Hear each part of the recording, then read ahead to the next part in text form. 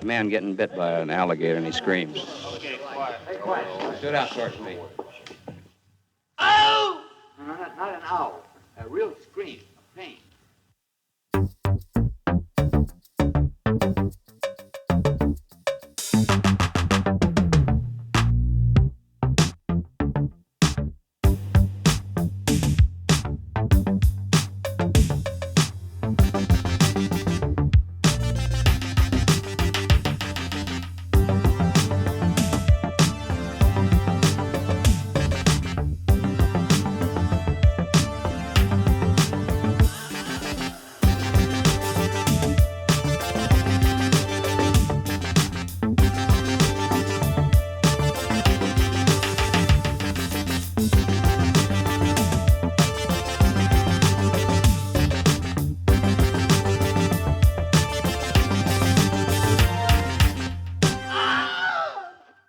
Okay, anything we need to do before we start this dog and pony show?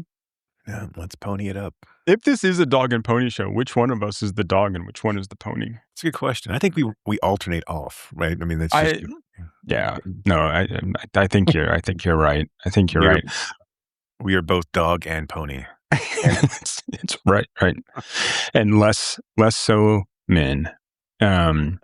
Thankfully. Okay, welcome back, Screamers, to another episode where we try to figure out which piece of furniture we would put our souls into if we could.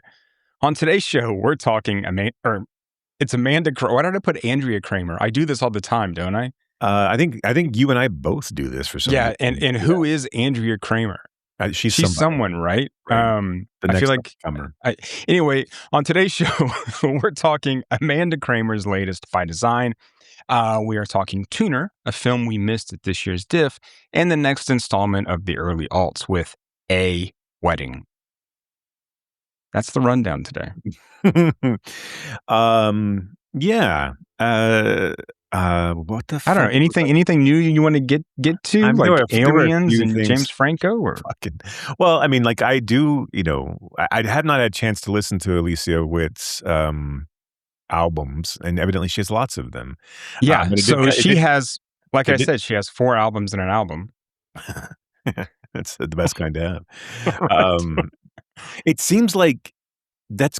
I mean, not that we're always on the pulse of things, but like it feels like that would have come up. I know. Time. I mean, I've heard ScarJo's album. I mean, So this was a question that I wanted to save for this. Do we have like a definitive ranking of actress/singer? And does it have to be in that order?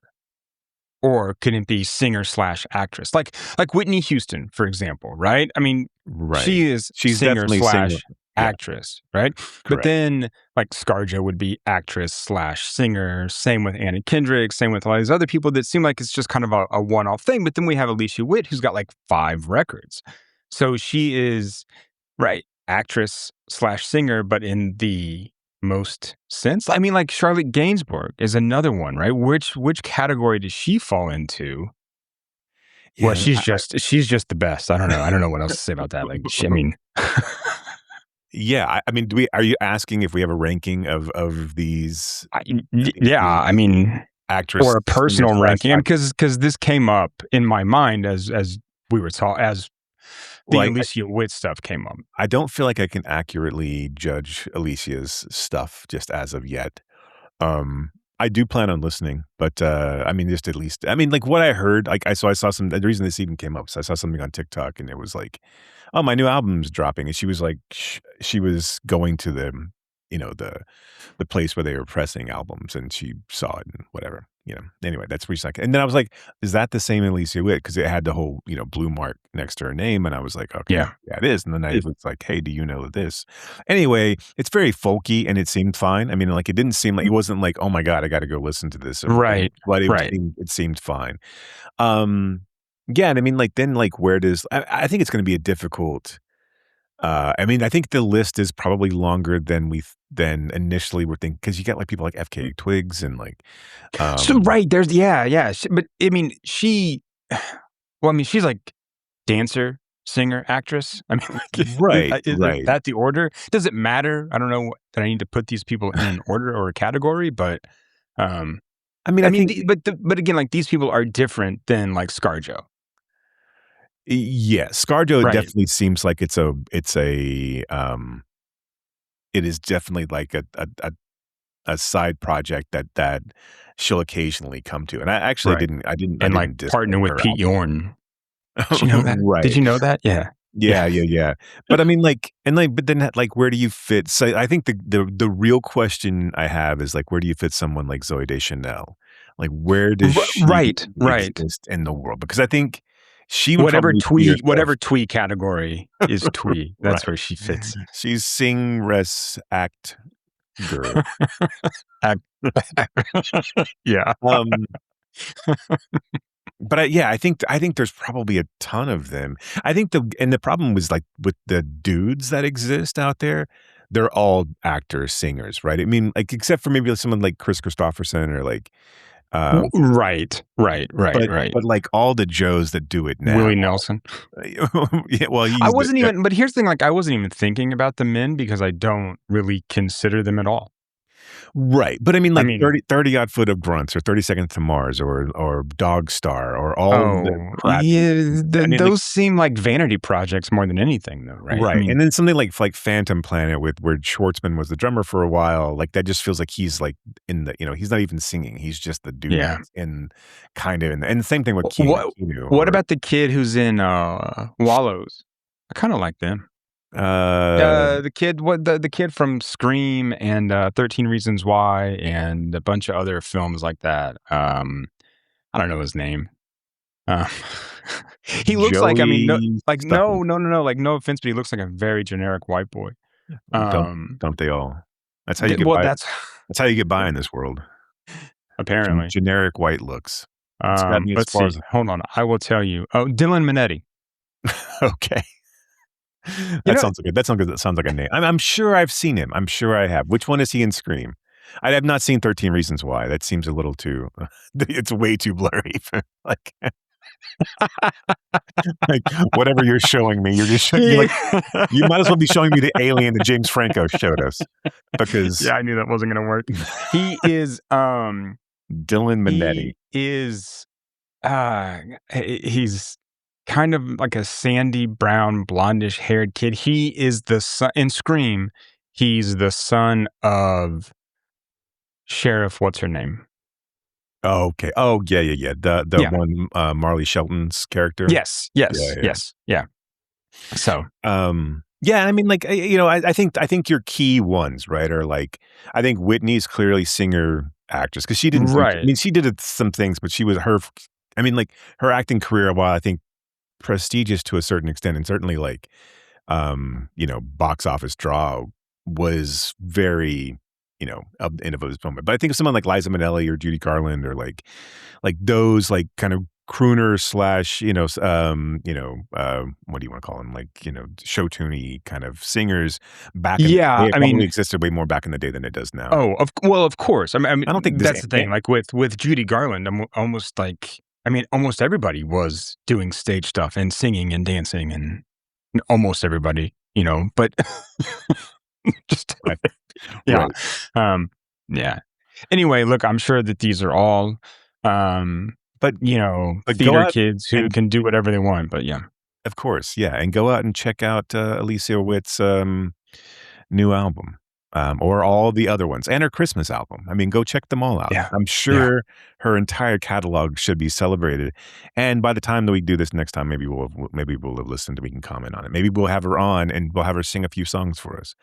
I don't know. It's a crazy world out there. And Weirder, neither weird, do you, listener, which is why you should listen all weird, the time. weirder things have happened. Well, Speaking of yeah, weirder things that probably. have happened. Okay, so I sent you this earlier today, and I was like, "Are you aware of this James Franco alien shit?" So James Franco's been on TikTok as of like about a month ago. He came like on and was like, "I've got to show you all something." This is not a hoax. This is not a hoax. It's been forced upon me, which is I didn't choose this. which is what all of his students said at his academy. Uh, uh, Yep. The and so it's just this weird performance art. I will say that like when I watched the reveal, the alien popping up and just like doing one of these over in his window was pretty good. I laughed. I guffawed pretty hard at that. But it's I don't understand like these canceled people. And again, I know we could throw that around. I know that's I don't want to get into that. I mean, whether they aren't. I mean, he has he's not. He's got like 12 in works projects, and like I mean, like, Yeah. and not all of them. I mean, like he's been doing a lot of stuff like Woody Allen type stuff, where it's been not like he's not working with Woody Allen, but he's doing things overseas for Italian directors and things like that. Yeah. You know, okay, whatever. It's the whole Army Hammer, which we can get to him in a second as well. But like, so he hasn't been doing high profile things, and these are all like direct to streaming Garbo films. But he has a couple of high profile like pieces coming up. I mean, like that are not like he's going to be in the new Rambo, which you would imagine gets a little bit of Yeah. push. And then there's a couple of other ones. There was one I forget now.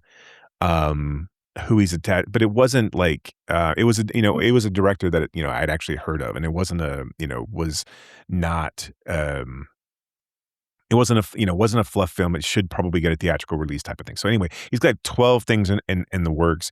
He has since 2024. He's had like 6 or 7 things that have come out. I mean, so it's like it's not like one, he's probably hurting, and two, he's still. So again, I don't want to get into the whole canceled necessarily thing, but like I don't understand why these guys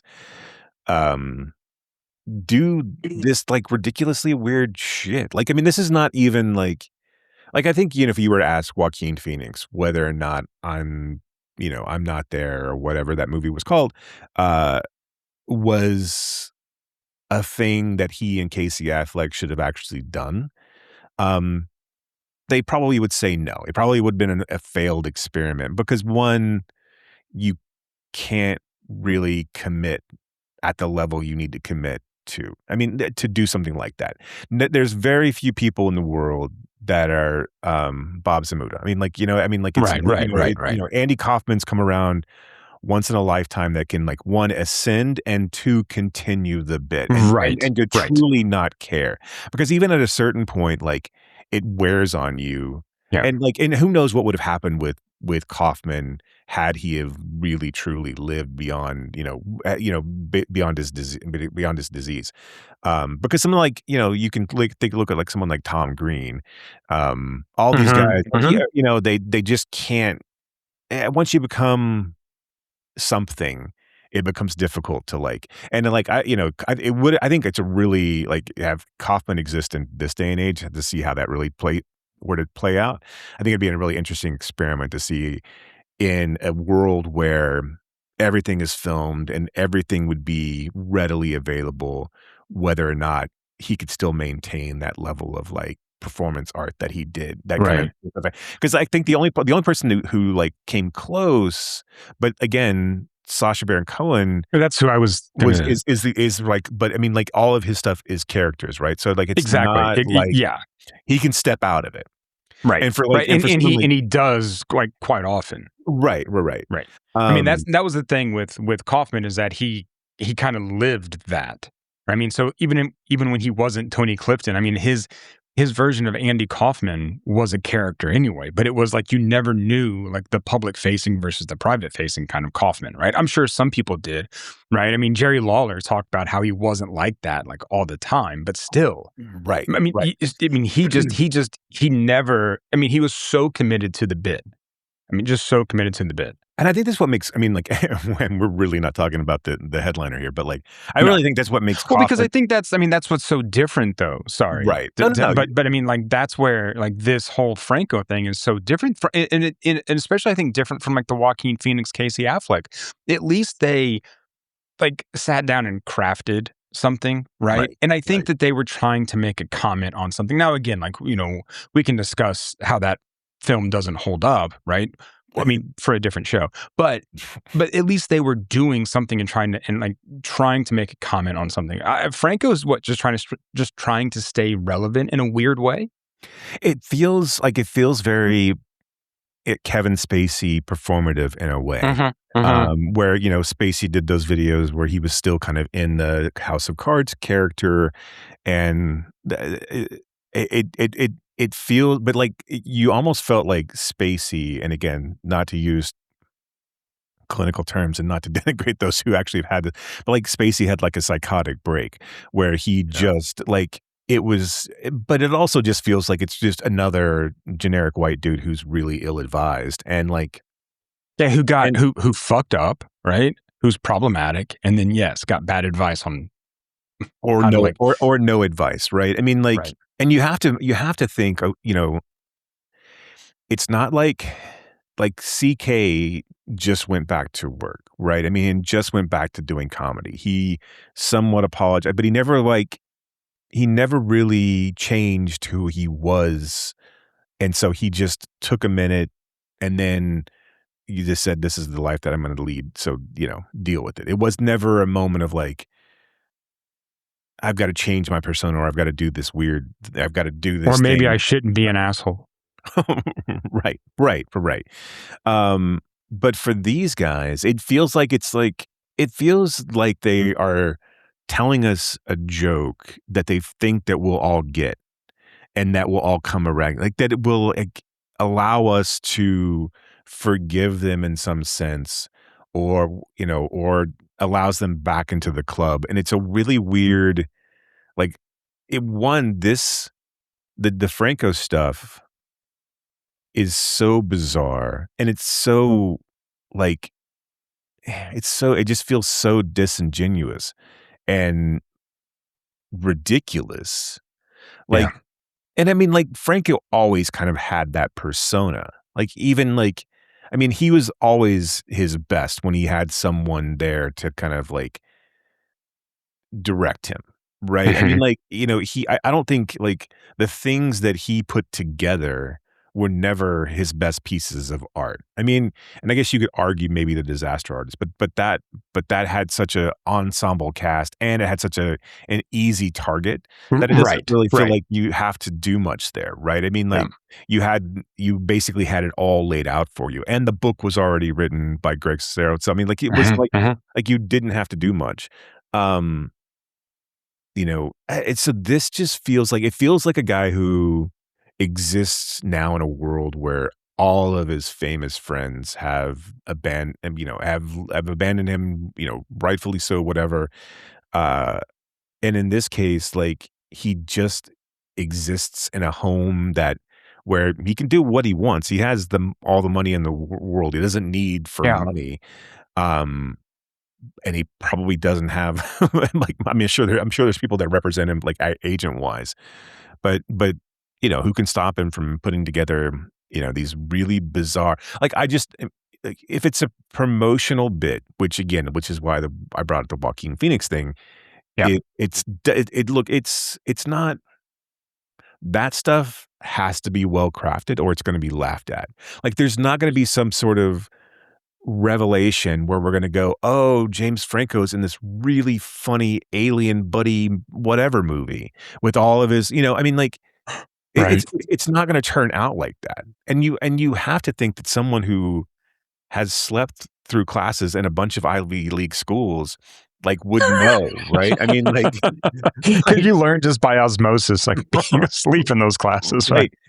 In the sense that you have to feel like where do you lose that thread that says, you know, because regardless of what you think of him, what he did, like at some point he had enough talent to get to where he was, right? He was attractive, he was endearing, he had enough, you know, whatever, je ne sais quoi, to get, as the French say, I don't know what, to get to where he was.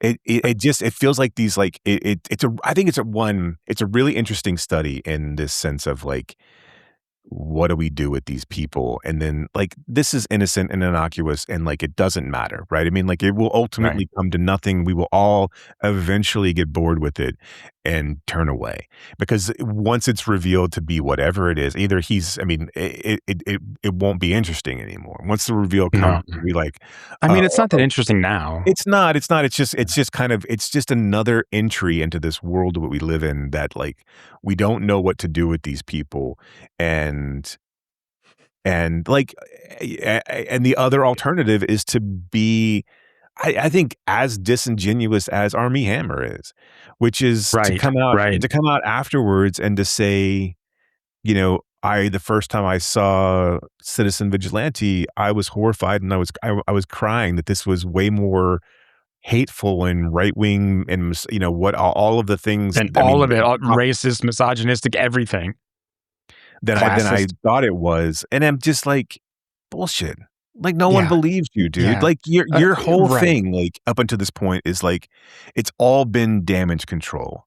Like, I even think to this point, like, I mean, like him taking the fucking, you know, timeshare thing is all just performance art at this point as well. Like him like posting on you know, whatever, Instagram or whatever he posted on about how he sold his truck because he couldn't afford the gas. I mean, like, go fuck yourself. Like you're still able to produce a really high level, you know, podcast. You're still able to do so don't tell me that like you're suffering in the same way that someone like Randy Quaid is suffering. But then again, all by his own design. But like still, I mean, or someone like Davy Chase. I mean, like someone who has genuine problems, and passes away because I mean, and it succumbs to those, right?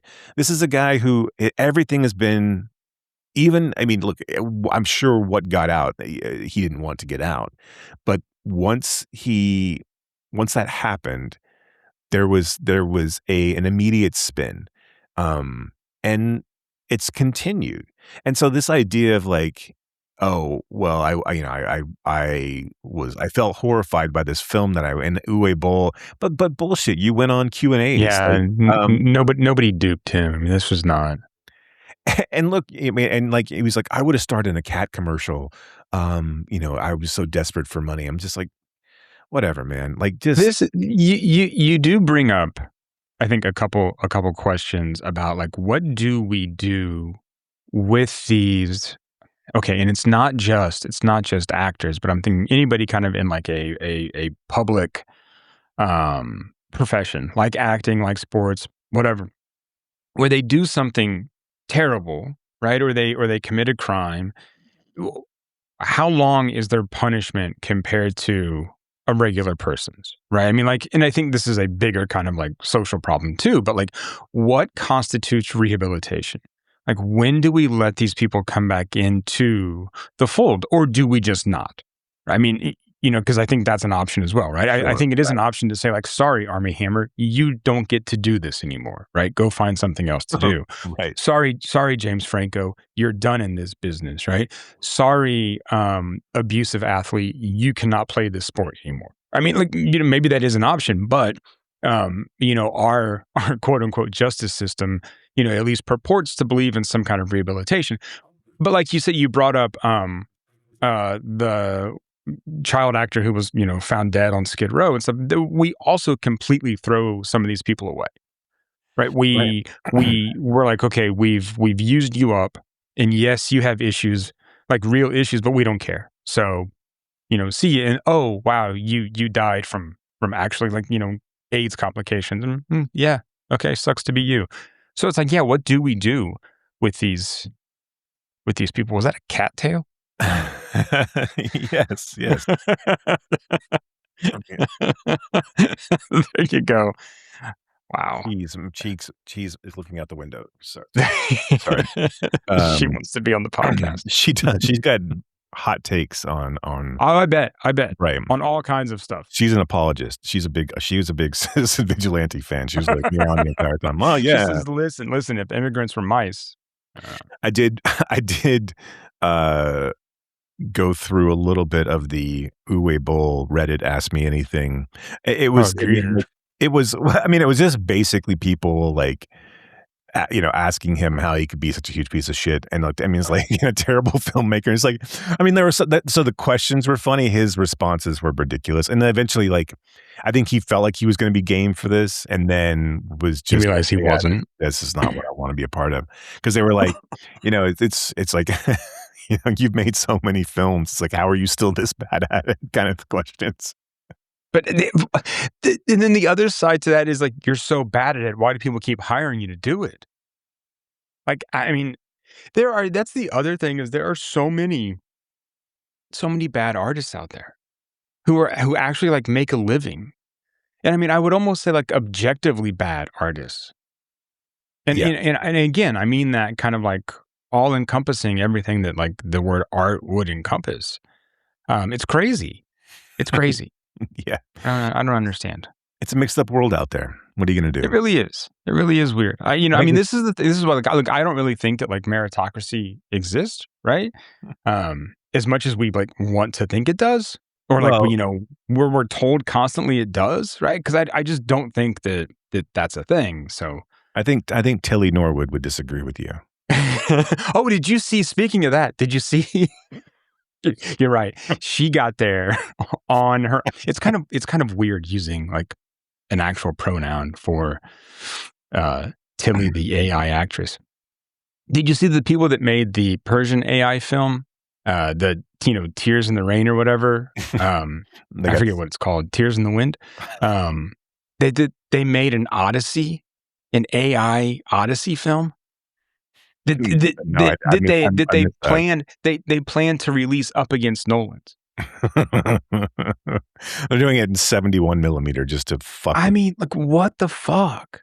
Again, I mean, like, I mean, it's not going to stop. I mean, like, it's in like what else? So in like also the SAG-AFTRA like ratified their new contract and stuff with everyone signing. And what's the deal with the there's no AI strikes allowed until like 2030?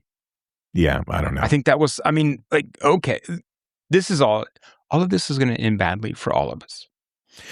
Look, I've always said this. I don't know if I've said it on this podcast, but if movies go away, which I think would be terrible. I think if new movies were to go away, I think people would still continue to be able to make movies, right? I think, but let's say the Hollywood system goes away. There's plenty, like, we've had a good 100 years, right? I mean, like, and there's plenty of things to catch up on. There's plenty of good films I've never seen. Right. There's plenty of media to consume up until this point. So if we just go, if we stopped today and everything else was AI bullshit, you and I could still have this podcast because we obviously talk about new releases, but there's plenty of things.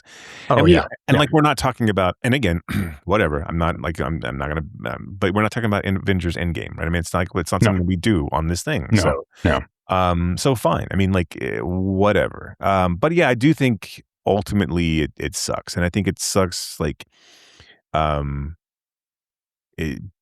Because I brought up Tilly Norwood because of she was, or whatever. It's not my program. The program gets to make its first. I feel like it's weird, not only giving it a pronoun, but like also talking about it like it's not just another fucking, like, it's a thing that exists. Right. Like it's a thing that actually exists. Like it's a sentient being. Right. And it's going to be in this like meta comedy about how it's an AI actress who doesn't have real world experiences, and and then it's going to get like, fuck off. I don't care. But it's this idea of like, it's this idea that we talk about it like, oh, Tilly Norwood booked its first movie. No, it didn't. Like, it's not a thing that can do that. It's like if I agree, I just can't, like, why are we talking about it? Because we don't have any other terms to talk about it. That's I get that. I know. That's like, that's the talking. Well, and we anthropomorphize everything, right? Right. I mean, which would be, if I wasn't going to keep going, which would be a good segue into talking about by design. But we can't. We've talked 30 minutes. Okay. We can talk about actually, film too. Yeah, good. What a good segue into the new Amanda Kramer film, By Design.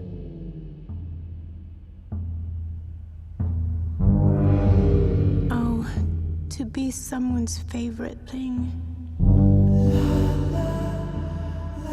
Have you heard of this movie where Juliette Lewis plays a chair? Yes, of course. But remind me about the chair part. I'm gonna buy it. I'll just look into my finances and go through my checkbook tonight. I'm sure I'll have enough. Her character swaps bodies with the chair. I wish I could just be here. But a chair doesn't have a body. Talk to us, Camille. That's exactly it. Once they swap, she doesn't move or speak, and everyone in her life likes her much better as a chair. You've become a really good listener as you've gotten older. Sounds relaxing. But what about the chair?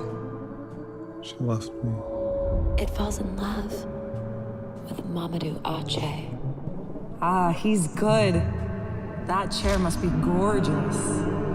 Oh, it's a stunner.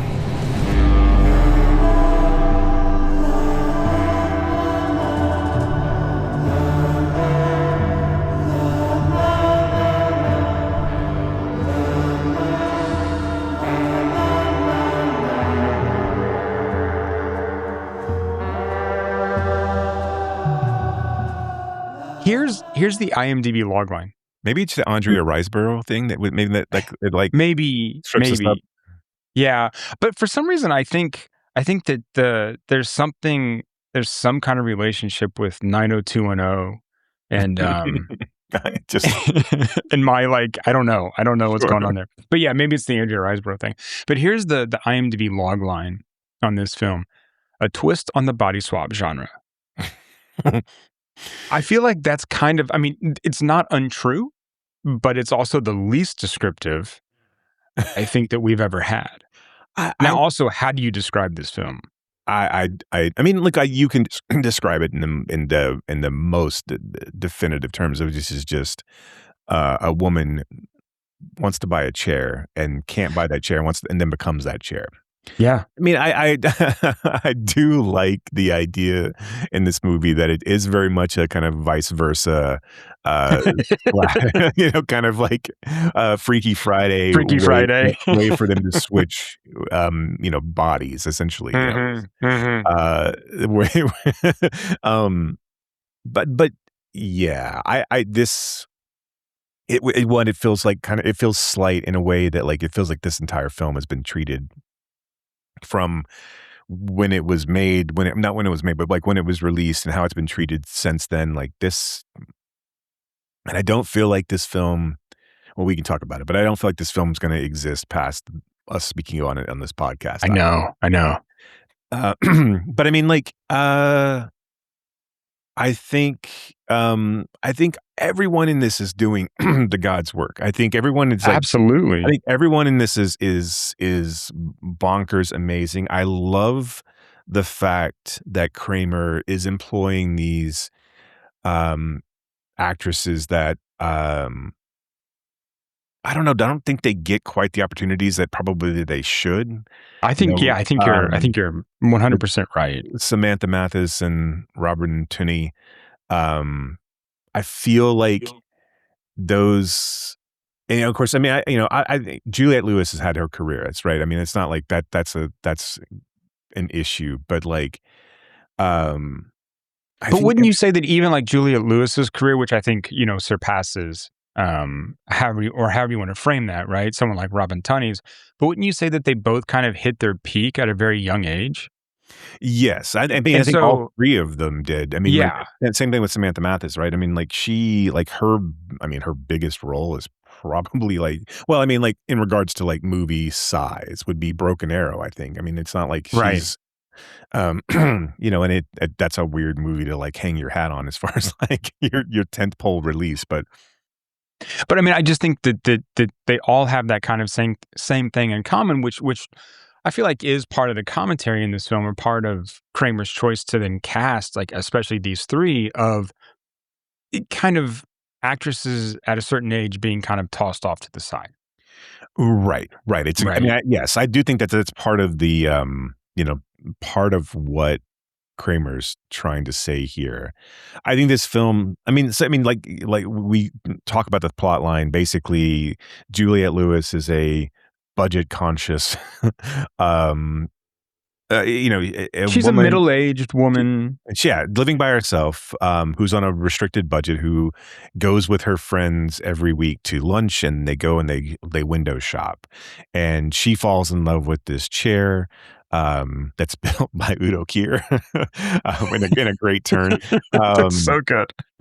And she is going to make adjustments to her budget to go and purchase this chair, but by the time she goes and purchases it, it has already been given to someone else.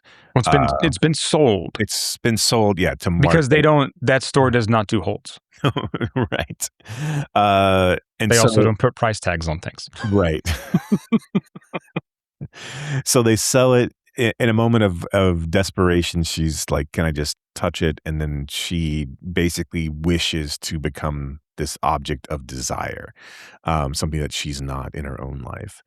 And then she does. She becomes the chair. Her soul and her body. Her body becomes becomes an inanimate object. Right. But almost to the point where no one notices, right? I mean, like they still treat her which is another brilliant comment by Kramer here. Yeah, I think this film is doing a ton, and I think it almost is doing too much and not enough all at the same time. I think this film, like, if I look at it in the sense of something like Lady World or even Paris Window, like I feel those films are almost more accessible than By Design. I think By Design is so interesting, and I think it has so much to say. I just don't feel like it is compelling enough for people to go back and watch it the number of times that it requires for you to pull out everything that Kramer's trying to say. And I think to me, that's the biggest failing of this film, is that like I really am intrigued by it, but I don't know if I was like engaged with it enough for me to want to go back and live in this world where I can truly like study it, which I think this is a film that deserves to be studied. I feel like this is a film that deserves to be watched over and over again. I think it's very beautiful. I think what Kramer's doing in regards to like, she always uses like interpretive dance and like, and this kind of like very staged direction. And it's gorgeous to look at. All of her her actors are game for what she's trying to do. There's never a moment of a wink to the audience. There's never a moment that this isn't 100% real. Obviously, there's a lot of over dramatization of performances, but that's by design. That's by design. But I don't know. I was watching this and I was like, man, I want this to be just a tad bit more, so I can like want to come back and watch this, because I was something like I did feel like, and I don't know what it is about it and why I felt kind of this cold about it, but like something like Lady World, where the performances I thought were all like really truly engaging and also different, and like wanted me to come back to that world. And even something like Paris Window, where I was so enthralled by the main actress, I just didn't feel like, as much as I liked Lewis and Tooney and Mathis, I just didn't feel like I could come. I don't know if I would watch this over and over again to kind of like pull out all of the threads that I want to pull out. I don't know. Okay. Yeah. No. I mean, I think I agree that this is her least accessible film, probably. I mean, but it is one that I was able to kind of just give myself over to and really enjoy, right, for the entire hour and a half. I think I kind of like chuckled right away, and I was just kind of like, okay, this is going to be like a pretty interesting ride. I mean, with Melanie Griffith doing the narration for this thing, right. Well, I really got on board with that. I mean, look, I think all her films are so highly stylized, right? And this film, I think more than others, has this kind of really stark visual aesthetic that, I mean, again, even more so than Please Baby Please, where it just kind of constructed this completely like surreal world that like you said, everyone played as if it were the real world. Which Yeah. of course is just this absurdist sort of place that that only things like this can exist in. Um, I mean, look, I don't know that I'm gonna watch it like 6 more times, but but but I will definitely go back and watch it a couple more, um, to I think further dig into this stuff. But I really love how it seems to almost aim to frustrate. Yeah. Where I mean, like I think she is very much a kind of show don't tell sort of filmmaker, and I think this one is very much like a show don't tell. She's just kind of like giving us these images, and then it's just kind of like okay, like you kind of take it from there. It really feels like one where she doesn't want to help us much. You know Right. what I mean? But I mean, No, but yeah, I absolutely. really like that. I mean, I like the kind of challenge there. I like that. I'm watching this and thinking about like, okay, this is really just a woman literally becoming an object, right? Being objectified. This woman who doesn't care about being prettier or thinner, but she just wants to be admired, which again I think is something interesting to kind of dig into in itself, right? I Um, think, I mean, and that's I think the other thing about this film that like, I think it almost does it a disservice is there's just so much because if you look at yeah, yeah, Marmaduke's like at these like role too, and like his desire to own it and desire to keep it away from other people, yeah, and yeah, then his like his I really liked it. I just felt like a separation from it. yeah. It was but his whole like his whole horror at watching other people sit, and like it's Or when I Udo I Kier's think like, "I take the chair," and he's like, "No." Yeah. right. Um, and yeah, I this I the Udo Kier, like, looking at the chair and seeing, you know, Camille in the chair, like, and then realizing it I just man, there's just Yeah, like I said, yeah. this film, you really can't just watch it once. No, no. It is a text. It is it just Oh, absolutely, yeah. it's This crazy. is this is wh where does she fall in terms of I was thinking about this, like, earlier, like, where does Kramer fall? I mean, so I think to us, right, we really admire her work, we think she's brilliant, but she's underseen, Yeah. right? And I think that, we both agree that a film like this is look, I agree with you that it is kind of cold and distant, um, but also, like but it's not given a chance either. So what I mean, it played, Right. like, one Wednesday around here, right, at the Alamo for, like, a weird Wednesday night, which Which I think is okay. like it's I get that you don't control how people consume your art, right? I mean, and also Right. obviously this is, this I don't know, I forget what studio put this out, but like, uh, Music Box. okay. It's So the same one that did Please Baby Please, and I right, think, right. So Music Box maybe Deluxe, some yeah. of her other ones. Yeah.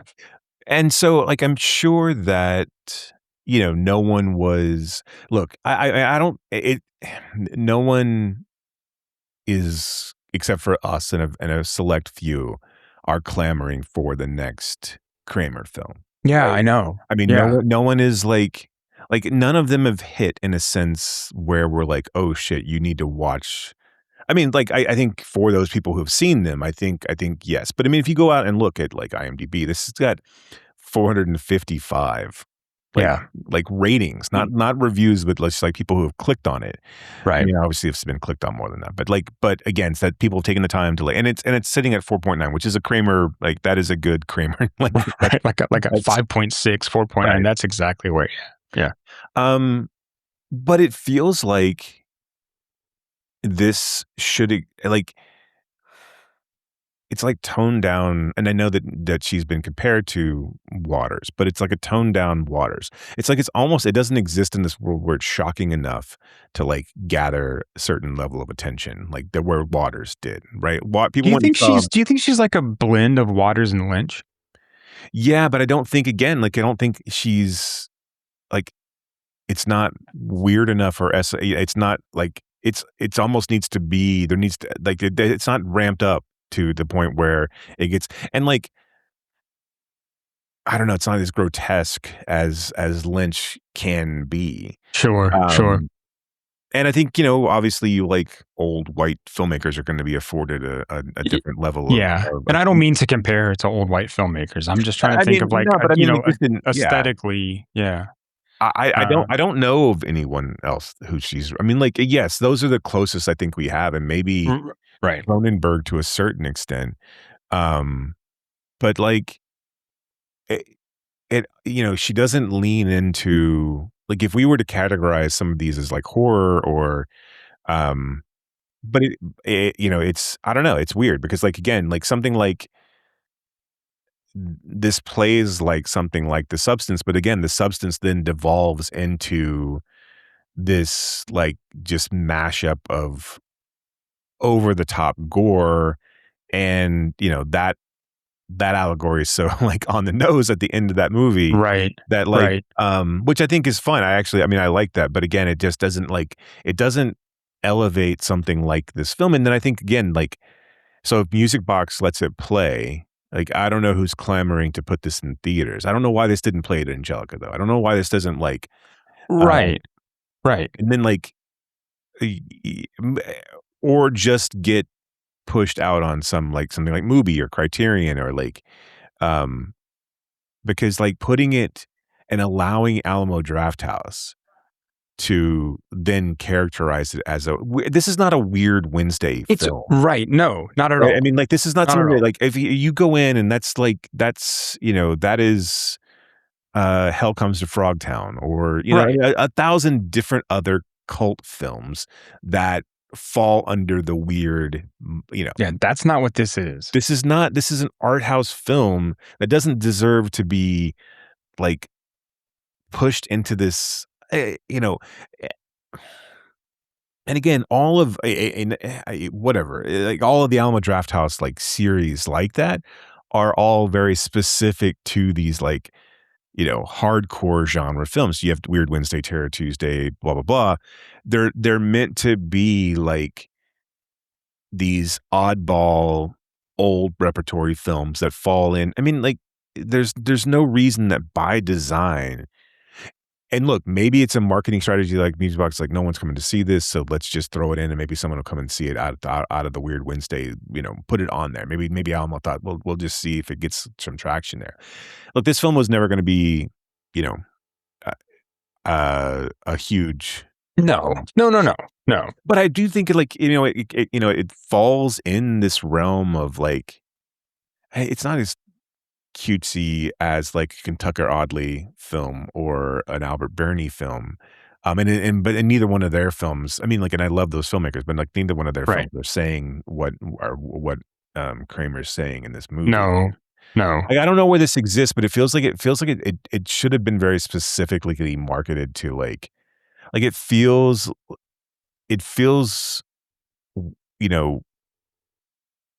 I don't know how do you push this out to like, are there feminist think tanks or things like that exist that like that have their own cinemas? Right. Yeah. I mean, why doesn't it play on one of the like, artisan AMC slots? I mean, want to go back into why AMC does what AMC does. Well, okay. I mean, no, I know. I don't want to do that because then you'll start talking about popcorn and like. Yes, we need the Juliette Lewis chair popcorn bucket. Oh my God. That is one I would buy. That is one I would buy. Right? You know how I feel about these popcorn buckets, but that is one I would buy.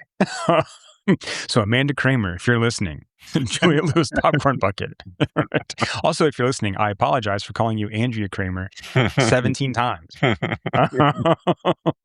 but I just wonder if Amanda Kramer is going to kind of end up in more of a art film kind of role. So, and what I mean is almost someone like Toshio Matsumoto, right? Where it was like he did those 4 features, but really he was doing all of these other kind of like, art projects.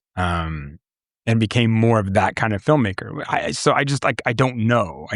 I'm really curious to see like what, like where she falls or where she fits. I mean, I think it's great that she's kind of ineffable, right? And Right. sort of doesn't have like a set category. I think But she reminds me more of like a Nina Minkus. That's who I was. yeah, So if I'm going to compare to someone, I think, but this deserved as big of a release. I mean, not that I this got think so too. a big release, but I mean, this deserved as a big of a release as something like The Mastermind, or like if we're talking about like Yeah. contemporary Yeah. female directors, like, Yeah. there's no reason that, even something like Tuner, right? I mean, I know Tuner is a much more of a crowd pleaser, but like this, if you're talking about films that, it's okay to go into. I mean, like, look, this is going to be a film that's going to be dismissed by 95% of the people that see it. I mean, that are not going to give this thing a chance. They're not. They're going to go in and they're going to go, "This is fucking stupid. Why am I watching this?" and walk out. I mean, like, Right. and Right. look, if that's the way that you look at films, I mean, okay, Or art in general. right. If you're not willing to, meet it on its own terms, then yeah, go fuck Or yourself. even I mean, why? try. Why? Yeah. Yeah, you're probably not listening to this anyway. So like, I was going to say, um, yeah. They're not taking advice from us. but so, but I think you can obviously, I don't know, like, even if it doesn't hit with you, I think you could still see what she's trying to do. And I think there's a conversation to be had about this. I do think this would be interesting to show in our group, I do too. with our audience. And I do think that there's Well, and we space showed for Please this. Baby Please, and so Sure, right. yeah. I think there's space for this, and I mean, but I don't know, I don't know why there's not. I don't know why there's not more of an arm to, like, there feels like there should be, right? With all the, like, the hubbub around the Criterion Closet and the Barnes and Noble half price sale, and like, oh, we're Yeah. going to show off our hauls. Like, where does that, like, and again, I know that there's very accessible films in the Criterion Collection. I mean, and but like, where does this exist in the sense of, like, why does this fall under this kind of really bizarre niche? But I guess my whole point is, like, Yeah. there are these people who are out there that who consider themselves cinephiles and consider themselves art house film lovers. And I don't know that, but they don't. I mean, like, if you're not going beyond the Criterion Collection, if you're letting someone curate that knowledge for you. Look, I mean, the Criterion Collection is fine. It is. I mean, like, I get excited about the sale too, but Yeah. like, but Yeah. that doesn't. But if you're not going beyond, if you're not looking at like something like, I mean, fuck, if you're not looking at like 88 films or Deaf Crocodile, or you're not Right. going to look at, Right. I mean, like, even like Umbrella, which puts out weird, bizarre, like, extremely expensive editions of fucking weird ass films. Like, I mean, like, and not weird Well, films. I It's mean, like, they're Australian, so that's true. You can't really, but like, and I'm very tempted to get the BMX Bandits one. I'm very tempted to spend $55 to get the BMX Bandits, like, box set, because I'm just like, what the fuck could even be in there? And that movie sucks, but it's awesome all at the same time. Like, it's like, I love Yeah. that movie, and in the worst possible way. But I mean, like, Yeah. if you're not letting yourself, like, you dive into movie, and you're not watching shit that, like, really fucking challenges you, I mean, it's fine, I guess, but like, you're really limiting yourself in regards to, like, oh yeah, it's easy to fucking say you like Godard or Truffaut, or But again, like, most people don't like Godard. They just think that they have to say that. right, Right. they'll buy the box set and, like, well, they probably won't buy the box set, it's expensive. No. But is there a Godard? I'm trying to remember. I always forget I which don't. ones exist. I know the Truffaut. There's a Truffaut box set. I don't think There's a there's a right. Godard box set yet. I don't think there is. Yeah, And there's there's a Varda. There's a Varda. There's Truffaut. There's. I'm thinking of the other, like, Godzilla. French New Wave directors. There's a Fellini one, I think, right? There's Yeah. a Fellini box set. Yeah, there is. Yeah. There's a Anyway, yeah. everyone's excited about the Kubrick one. They're all dumping off their individual 4Ks for the Kubrick, which will come out soon, evidently. So, but anyway, I think, I mean, I wonder why there is not a group that champions. I mean, like, and not just going and showing off your haul from from Criterion, but actually like going out and talking about some really, really interesting films, even if they don't hit for you, right? I mean, like, that's fine. I mean, but at least, Sometimes that's even more interesting, right? right. I mean, And I think that's something that we lose or that we forget is that it doesn't always have to be like, oh, I love this, so I'm going to talk about it. But it could be like, I didn't like it, but I didn't like it for interesting reasons, right? Or it made me think about different things, or it challenged me, even though it didn't work for me, right? And But- we're all looking, but that's why the like, here's my haul videos are being shown, right? Because that's easy, right. I mean, it's Sure. easy, and it's a way to sort of like show off what you think is esoteric. Right. And the fact that you can buy DVDs or whatever, but Right. but I mean, this film, it's talking about objectification of women. It's talking about women's worth in the world. It's talking about like how men can potentially purchase them, how they view them when they do own them And possess them. Yeah. right. Yeah. I mean, like the whole like Clifton Collins sequence is like really, really Yeah. interesting as well. We didn't even talk about, but like, how women's friendships behave, Yep. like how women behave with their families. I mean, like and that's why I think this film, if I have a criticism of it, other than it being a little too distant, is that I think it tries, like, there's nothing it doesn't try to do. Like, Right. Well, so because I also think that you're missing that it's also talking about consumerism, materialism. I mean, even like panpsychism, right? To an Right. extent, right? How do we experience objects? How do we put our own experiences on those objects? I think it's also talking about how it can be exhausting just to be a person. Right, which I think is something that we see with Julia Lewis, when she kind of reverts to this inanimate object thing, where she is just done. Like as a person, she's worn out. Right, it's this kind of like war of attrition, and she's losing. I mean, Yeah. so I think it's even doing like so much more, more than that. Yeah, I mean, which again, I love, but I think it is a valid kind of criticism of the film itself too. Yeah, but I like I said, I do think that we should show it at some point, and Yeah. I would like to invite people who are who would I think would potentially have comments and questions and discussion points from it. I don't think we're the persons to lead the conversation about it, but necessarily. I mean, I like to be in there, but I'm just saying there's Yeah. It's one of those things. It's one of those weird things that like I want to get this in front of a female audience, so I want to hear their feedback from it, and I want to, and I don't know if that's my place to do. It's a weird. No, balance. well, but I think that's a really interesting comment too. Is that, I mean, here we are again, like two white guys who I think we consider ourselves or would like to consider ourselves allies, right? Of various kind of groups, Sure. saying like Not all. this is something. No, not all groups, but some groups.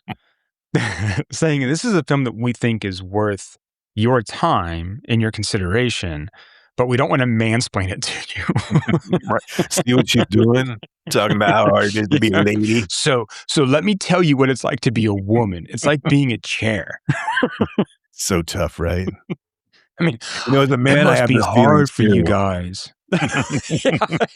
As a man, I can understand what you're going. I think that's what Kramer really misses out on is the male perspective of what it's like to be a lady. How come we're why not talking isn't about the male gaze on the chair? Why are we making that film? How hard it is to be a man. Of course, if this were a film about a man turning into furniture, it would definitely be like an Eames lounger, I think, right? Right. which are badass chairs and are extremely comfortable, but I mean, I do think it's a little on the nose for most men to want an Eames lounge chair. So, okay, should we look? Go see By Design. We're going to show it at some point, so come out and watch it with us. Yeah. But you should still see it See before then. Okay, let's move on to a film that is equally as complex. I'm kidding. Let's talk about Tuner. I'm just a piano tuner, man. Excuse me? Yes, ma'am? The toilet's leaking. I'll give you an extra 100. What'd she say? She wants us to fix the toilet. We're piano tuners. We fix pianos. 200. 500, we'll talk. Harry Horowitz is piano tune and repair. This is Nicky. He is my apprentice. He has a hearing condition, but believe it or not, he's a virtuoso. Virtuoso, huh? Maybe you can inspire him. Okay, thank you, Harry. Close your eyes. What's this? C, F sharp. E7 flat 9. F sharp, G, A sharp, B over D sharp. You never take those out? No. I get hyperacusis. I'm allergic to loud noises. Hello?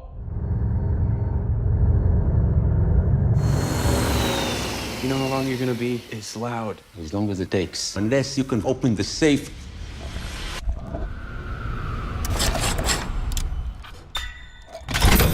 Already? If you want to make real money, give me a call.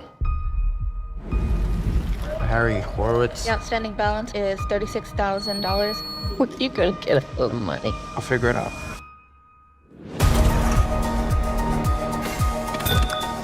I got you something. Don't do anything stupid. You understand? Who are you? Hey! Forget it. I'm done. Harry is a very special man.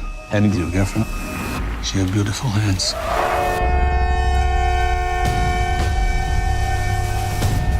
What happened to you tonight? Open the safe. Open the safe. Open the safe. I'm just a piano tuner, man.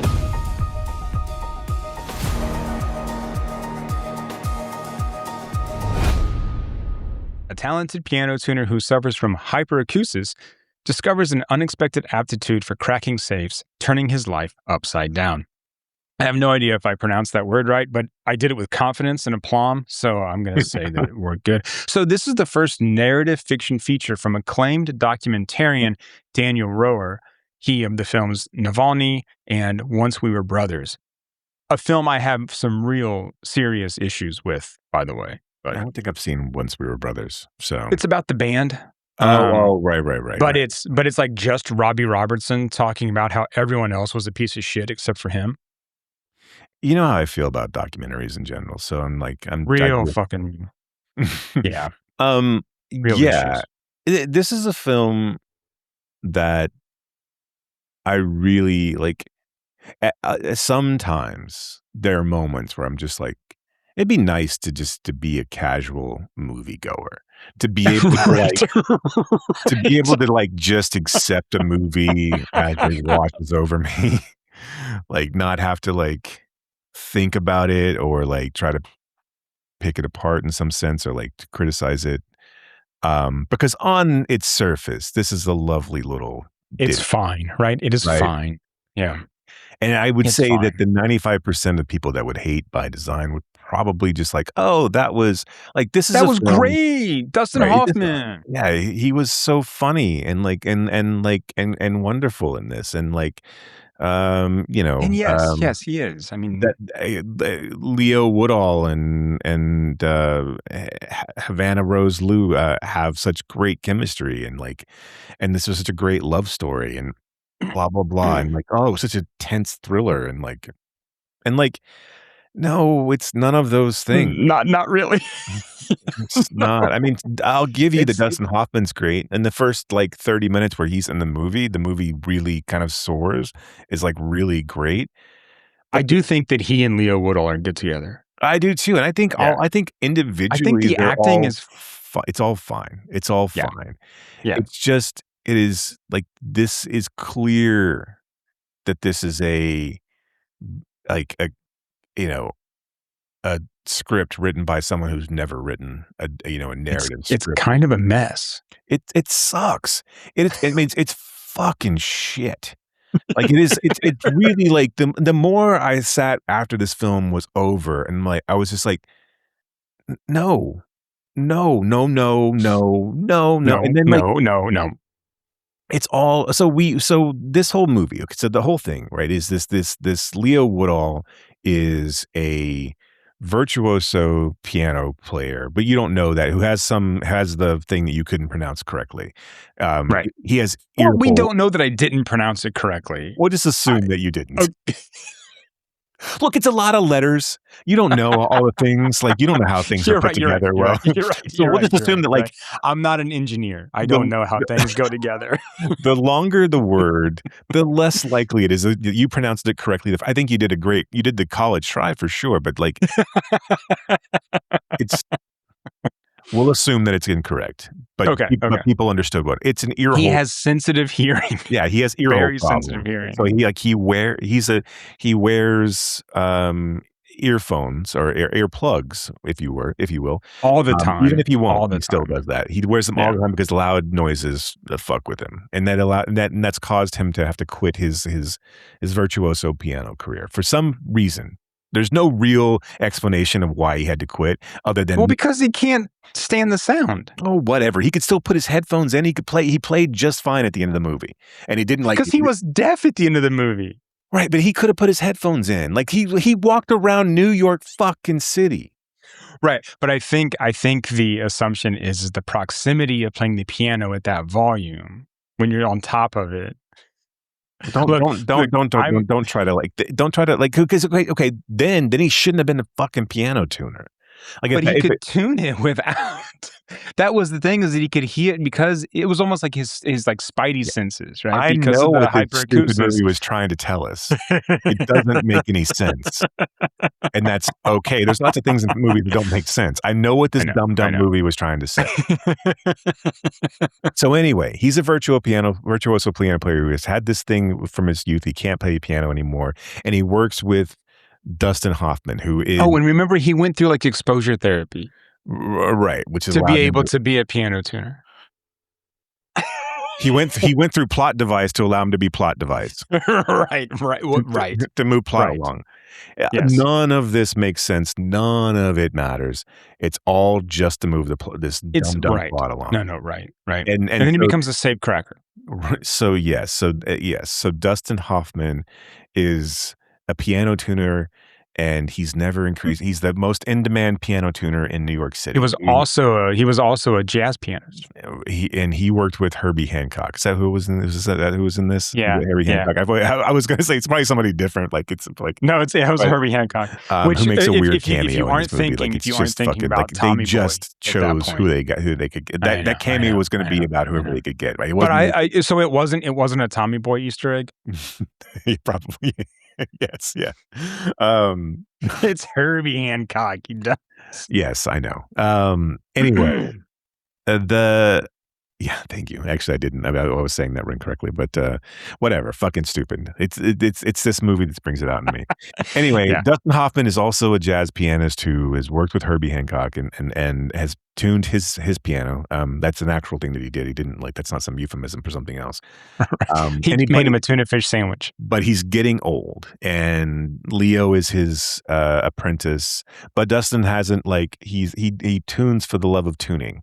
And the love of piano hasn't increased prices in years, and so when he finds himself in times of trouble, there's no one to comfort him. There's no bridge of cold water. Right, there's no Mother Mary, and so he finds himself in medical debt, and lo and behold, we happen to have we are tuning on the day that the security system's being installed in another rich person's thing. And he stumbles. They're called houses, right? He stumbles upon the security company also stealing, because there was too much noise to go on to tune. So he came back at night, and now there's still too much noise to tune.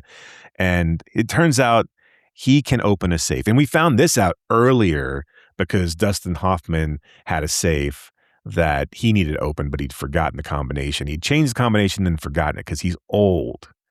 And so that's a plot device that allows Leo to know that he can break into safes. And now that he knows that he can break into safes, he happens to stumble upon a crew that breaks into safes, and they need him to help break into these safes.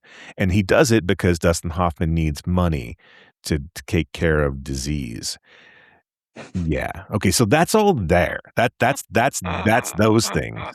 And so then through tuning, we do have this stupid meet cute with Havana Rose Lou, who's also a pianist, who's a composer, who's needs her piano. Well, I guess the whole school needs the pianos tuned.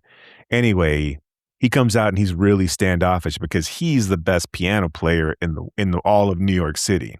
But he doesn't do that first. That's not what happens first. No, that comes up later. That comes up later. No. He's like, I need to tune the piano, and she gives him sort of attitude because she's like, I need to do this, and he's like, okay, well, I'll come back. And then she comes back, and if you've ever seen the movie, wait, and then she starts messing with him because he's got perfect pitch. And she's like, what's this? Blah, blah, blah, blah, blah, right? So she's kind of like, they give and take, right? It's not him. Now, he throws that, like, I'm a better piano player line out later, but he doesn't do it right then. Right. But that's look, also... here's the thing. Here's the thing, Jason. Okay. Fine. Our character, what's his name? Nicky. He has a lot of resentment for his career being taken away, right? He is a still waters run deep kind of guy. Right, because everyone in here's the other thing that the story tells you is that everyone in New York City is an asshole, especially if they own a piano. Everyone can't understand, like, they own $15,000 pianos, but they can't understand that they actually need to be tuned to be played because we haven't touched it in a year. And so every single person he meets doesn't understand that their piano needs to be tuned. Except for Havana Rose Lou. Right. And she is angry about him having perfect pitch. It's a very much a Matt Damon walks into the room of judges in Rounders and can pick everybody's cards out scene. It's all that is also the dumbest scene ever. Is that when he's like A B flat flat A B back whatever. I was just like, go fuck yourself. Like, I mean, like, it's just it's like you're playing a really really complicated game of Simon. And right. Anyway, or bop it. So he kind of impresses her, but then they leave because they're and then luckily enough, in all of New York, they're in the same diner. Yeah, they meet up in the same diner. Because there's only one diner in New York. Well, they're probably close to Juilliard. Why? Because she's going to class. Would Dustin Hoffman and Nikki? Why would Harry and Nikki be eating in a diner near Juilliard? That's like pianos, the place that he's music. always. That's the place that he's always gone. Okay, whatever. They have this meet cute, and Harry makes them walk her. He makes Nikki walk Ruthie to class. Everyone's name ends in IE. I know. What's up with that? At least an IE sound, a Y sound, if you will. And the bad guy's Yuri. Yeah, exactly. And so he walks her to class. They fuck a lot, and they fall in, whatever. But you don't even see any sex in this. There's a couple like intimate hugs, but I know, yeah. And then, but of course, she's a career girl who doesn't know what she wants, and like this is all getting to be a little too much. Well, she knows what she wants, and it's just she wants this internship or this job with Jean Reno, right? And so the movie, because it needs to. But I love how she says, "I'm having too much fun." Like that's a bad thing. So the movie, because it's written by someone who doesn't know how to write a script, has to create this conflict. Oh my God. He, in his dealings of stealing things, and he's starting to enjoy it, folks. He's getting into it. He got a taste. He steals a watch and gives it to Ruthie. Because she had lost hers? Because she had lost a watch, and he thought that it reminded. And it's a watch that's engraved. And she's like, oh, this is too much. It's a Rolex. I can't take this. But ultimately she succumbs and she takes it. Will this come up again? Of course it will. Because this movie is bad. Chekhov's watch. Right. This movie is just bad. And it turns out that watch, guess what, is owned by the person who can give her the job Jean Reno to do the compositions that she wants to do. Jean Reno's grandmother's watch. And then of course he goes and he has to go like get the other watch. There's like 2 watches now. So he's like, in order to like not get thrown in prison, he has to go get the other watch, and that way that she can have the job. It's a fucking dumb. All of it's dumb. And then so all of that's dumb. It's all dumb. Like the meet cute is dumb. Like the setup of like how he becomes a safe cracker's dumb. Like and then the conflict of how they break up is dumb. Because her new soon-to-be boss sees that watch on her because she plays, and of course he can't make it to the to her recital because he's now in too deep, and like he's being bullied by these thieves, thugs. Yeah. And so that's the other fucking thing in this movie that really pissed me off was the whole fucking cryptocurrency thing where like they steal the hard drive. Yeah. And then it's like, oh, it's so cute because we're supposed to like the thing with this script thinks it's like really fucking clever. It's like, oh, we look at it the first time and it's like, oh, there's $18.8 million in, and then we look at it next time, it's like, oh, there's $17.3 million in. So he like now we're supposed to feel sorry for him that whatever. It's fucking stupid. Anyway. It all works out, right? She, does really well in the recital, and Jean Reno, the composer, is really impressed with her. But he sees the watch and he's like, "How could you possibly have that watch? That watch was my mom's Holocaust watch, and it was a pair of watches that were stolen. How could you have it? I don't know. My boyfriend gave it to me. Let me see your boyfriend." Like, and then he confesses and is like, "Why shouldn't we call the cops?" It's like, "I can get you the other watch." He goes and gets the other watch, but the guy fucking fucks up his ears, and so that's fine. He gets the other watch back. Everyone's fine. Actually, nothing really comes of this aside they break up, right? I mean, because one, she would have broken up with him had she realized he was a safe cracker, but we also needed to add on something else so that she would really, really break up with him. Yeah. Whatever. Fuck you, stupid script. And then he comes back and he gives the watch back. He gives the other watch back and everything's fine. She's like, "Oh, you got the watch back." And she's like, I can't hear you. And then he sits down. Well, wait a minute.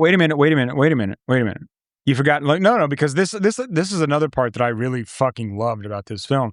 He takes the watch back to Jean Reno. He does not know Ruthie is there.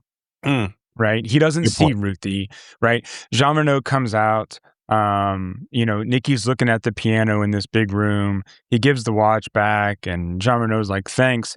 Hey, we had that piano tuned, but the guy who did it sucked. Do you want to tune it for us?" Like, wants to hire him to tune the fucking piano. And of course, he's just kind of like standing there because he can't hear anything, right? And then Ruthie comes out. And it's like, oh my gosh, right? Like shock, and then they get to have whatever. Yeah, and so he plays, and Ruthie's like awestruck. Like she's like, she can't believe how good he is. And like he told her how good he was. Right. Yeah. Earlier when they were almost going to break up, they were like, "I'm a better piano player than you." Yeah. And then he proves it. And it's this weird, it's a weird fuck you to Ruthie's character. Well, and I don't think he's trying to prove anything to her. I think because he can't hear now, he can play. Because before, like, no.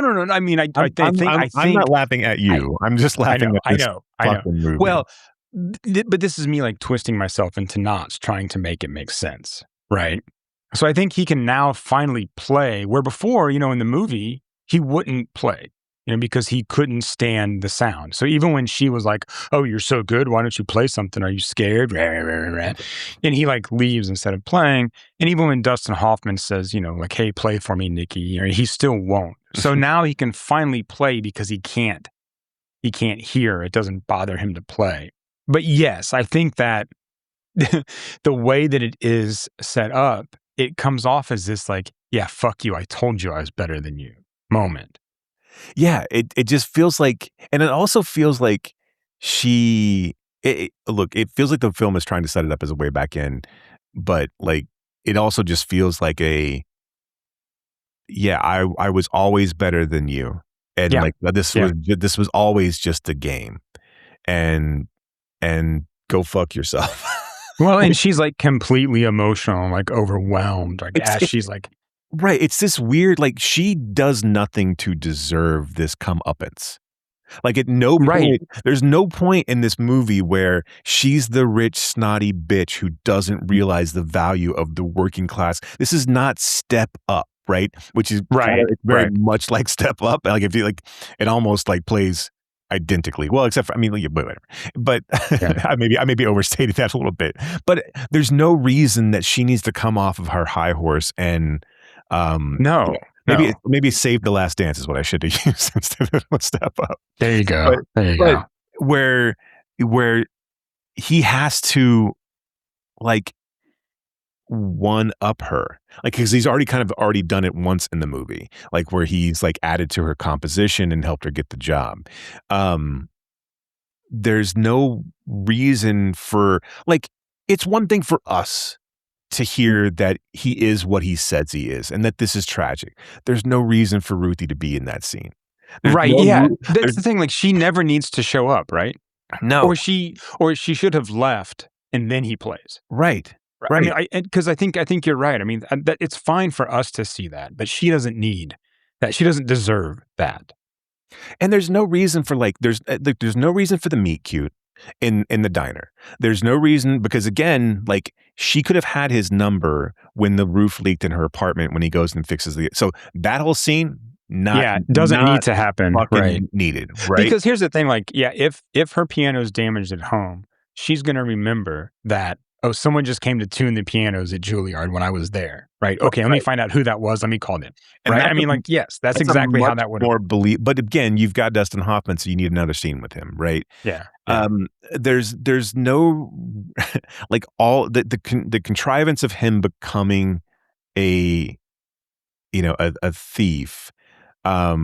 There's much better ways to do that. Like you could have him like this could have just been something where he's a piano tuner and he just steals from people in these rich houses because they're all assholes, right? Right. Like, there's no reason. Like, and so all of the, and you don't need this whole Chekhov's watch for them to break up because again, she could have just found out that he was a fucking thief.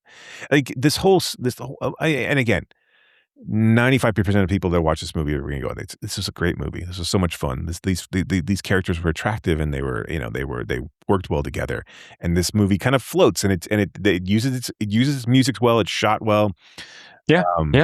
And if you can just don't think too much about it. If you just leave it at the credits and never watch it again, it's just so poorly written.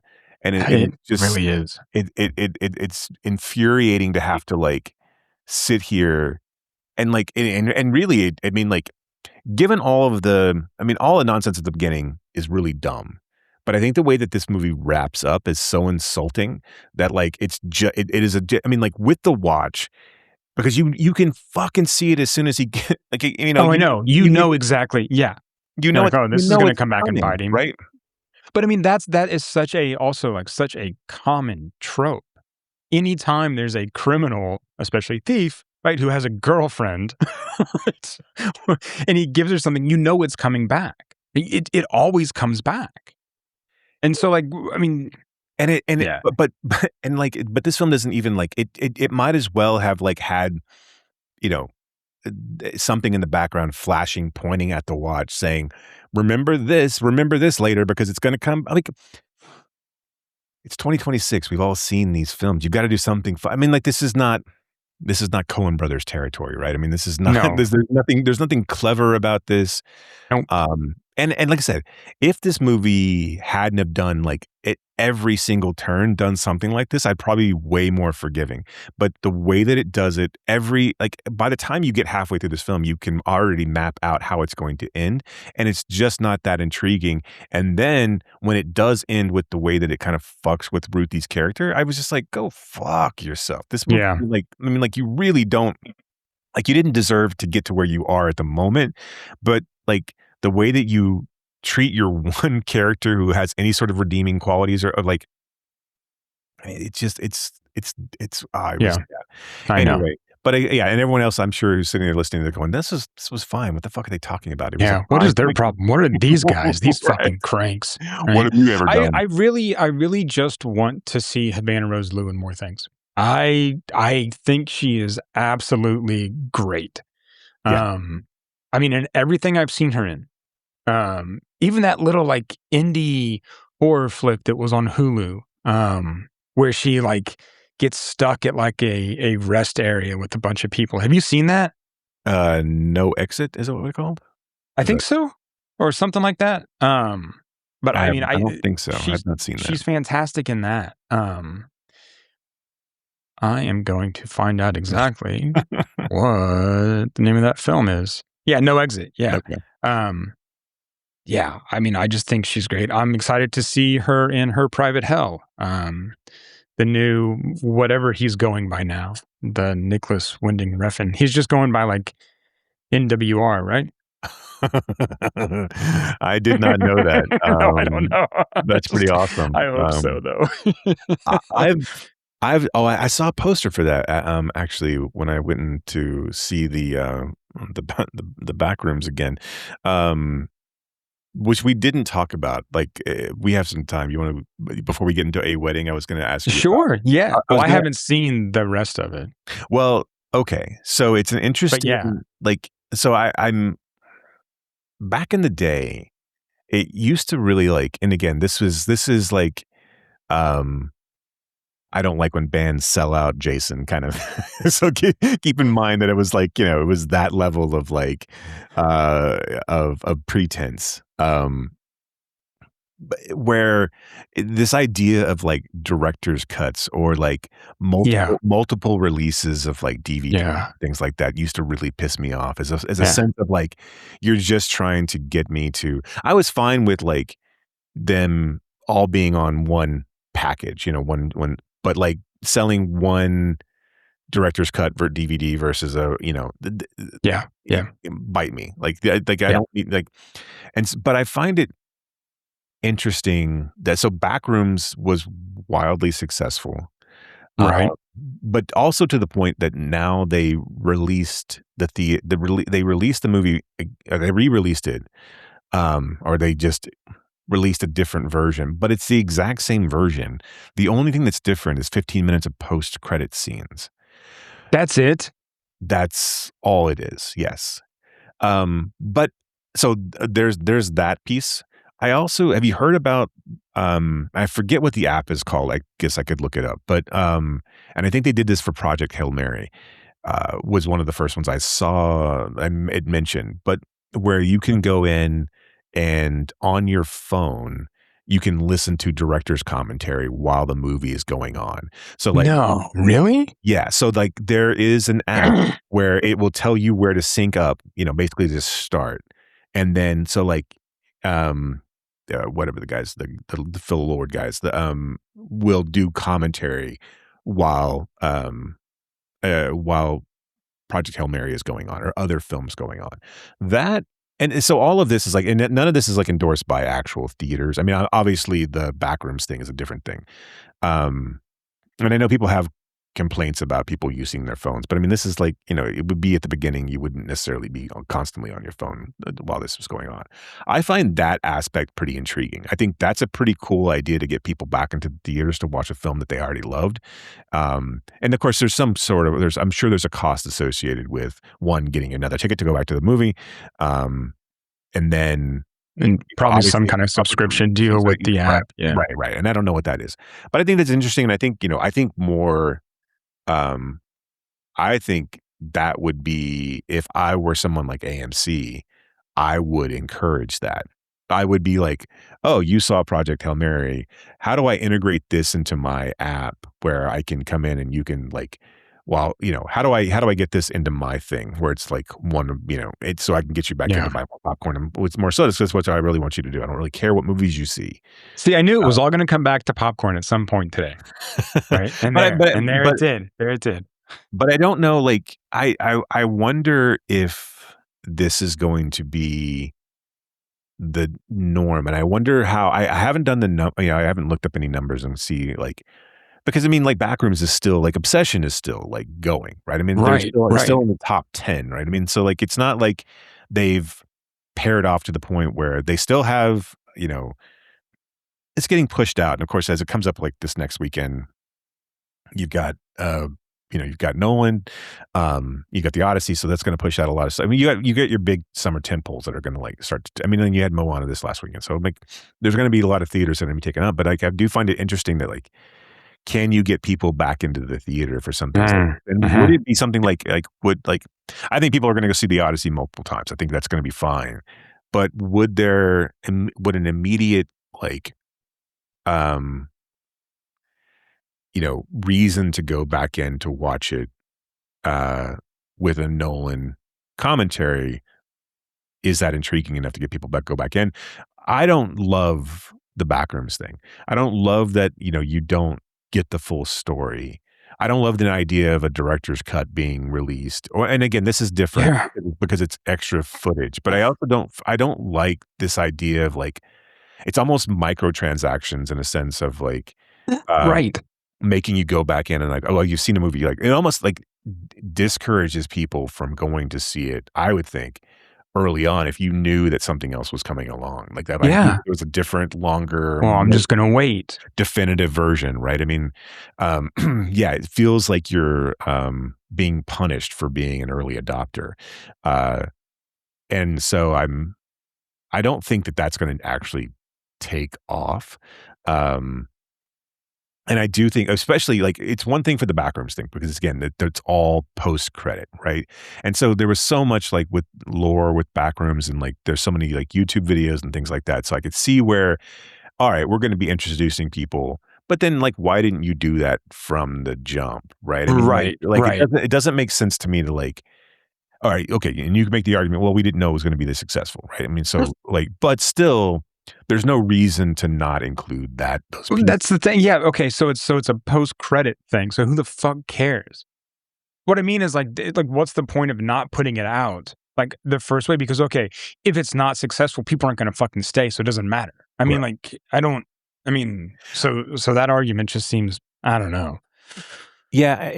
And it's, you could argue in the sense of like backrooms being like, you didn't want to dilute the puzzle, but I don't know. I think it's one of those things. I think it's a very tricky like marketing piece for it to be, where you want to be upfront with something like that. Like whereas like Into the Spider-Verse per se, like was not marketed as a two-parter. So when there were lots of people that were at the end of that movie, that didn't know, oh, this is only the first half of a larger picture. I do think that that's a little shitty. But then again, I mean, so I don't know. I think I don't know what they're going to, I don't know how they're going to, I don't know if that's going to be, I would say I don't think it's going to become the norm. I don't think but if the re-release or whatever the new version of Backrooms is successful, do you know that they're going to fucking try it? Because it's all they do is like, and I think it's a smart, like with the Backrooms, again, it doesn't change the narrative, right? It doesn't like significantly, doesn't change the picture at all. Like you can still go in and watch the same movie that you were on day one and leave the theater and it all would have been fine. But it doesn't. But I don't think that that's going to be the only case of this. And I don't think it's going to be where it's only post-credit sequences. I do think that if this becomes successful, that they will try to release multiple versions of films, and I think that's going to be extremely off-putting. Yeah, I don't think it'll go over well. I don't think people will go multiple times. Look, here's the thing: I'm not going to go multiple times. Because I feel like it's just kind of an affront. I feel like you're just telling me, hey, I'm going to try to milk as much money out of you as possible. Yeah. That it's not about artistic integrity. It's not about vision. It's not about any of that. And see, that's where, if it were in some way, then okay, but that's not what it is. It's just a ploy. Yeah. And it's also not like it's happening years later, right? This is not some sort of right. It's not some sort of like it's not Blade Runner. Right. Yeah. Yeah, I fuck that. back to Nicholas Winding Redfern. I know it's not you say it. I like it. No, I like that. I think that should be his new name. But I've toyed around with like proposing that he become a guy that we talk about on this podcast, but I don't know if I could go through those movies again. I mean, I rewatched Pusher, or the first Pusher. Mhm. I rewatched what's the Mads Mikkelsen one where he's the video store. Anyway, Mhm. I rewatched a couple of the early ones. But man, yeah, I don't know. Yeah. He's an interesting. Only God Forgives was a tough watch for me. That was yeah. That I was think you are the only other person I know who's seen that movie. I saw it opening weekend. I was really excited about it.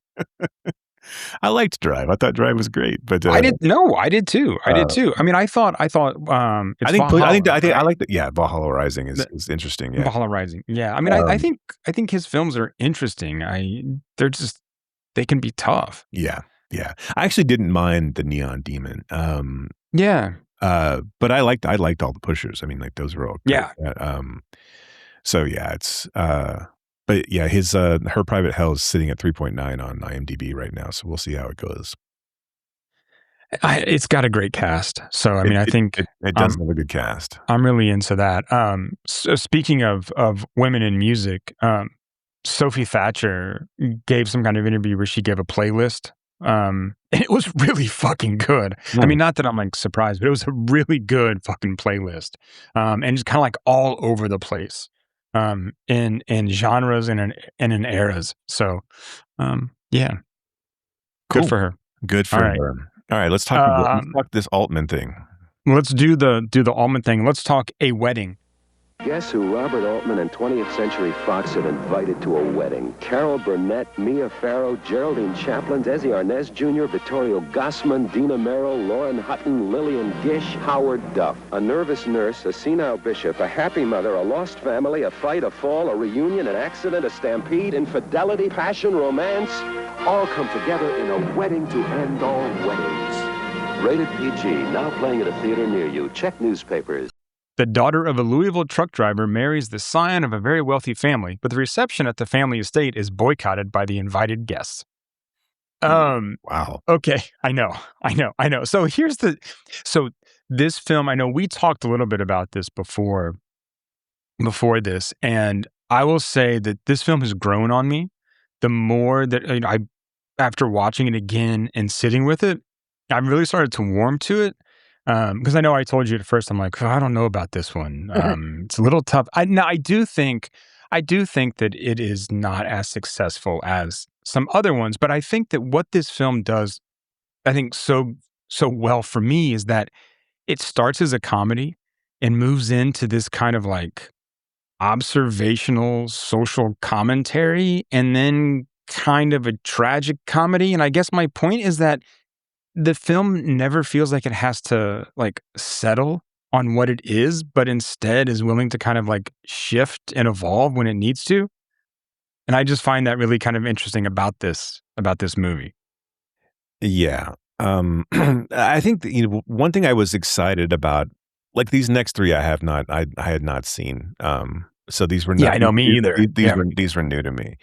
But one thing I thought when I started watching this, and I was like, oh man, this is kind of like when you see a new Wes Anderson and you start to see, oh, that fucking guy's going to be in a Wes Anderson film. And like, I'm really interested to see how this, like, so when I saw Carol Burnett, like pop up, I'm like, oh, this is going to be cool. Like, I think it's going to be like, I mean, like, and so like him adding to his stable of talent, I think is a really, a fun, thing that's happening as we progress into these films. And I think, adding people like Paul Newman and really interesting actors and actresses, I think it's really cool. I will say, like, this, I mean, I agree with you. I think like this is I'm so hot and cold like during this entire film that like. But I will say the one thing that angers me about this movie is that this movie made me kind of agree with Gene Siskel in this sense. Review. Now, he hated this film. Yeah, he did not like this at all. But I do think that this movie's way too mean. And I don't know, like, I don't know if it really knows. like it feels like it has its fingerprints over every like film that ever has a wedding or any sort of family gathering afterwards. Yes. And now I know a lot of that is because Dooley's in Pretty in Pink and like, But I mean, but we see like the stumbling priest in Four Weddings and a Funeral, right? I mean, we can see different aspects of like Father of the Bride or something, right? Sure. I mean, like in this.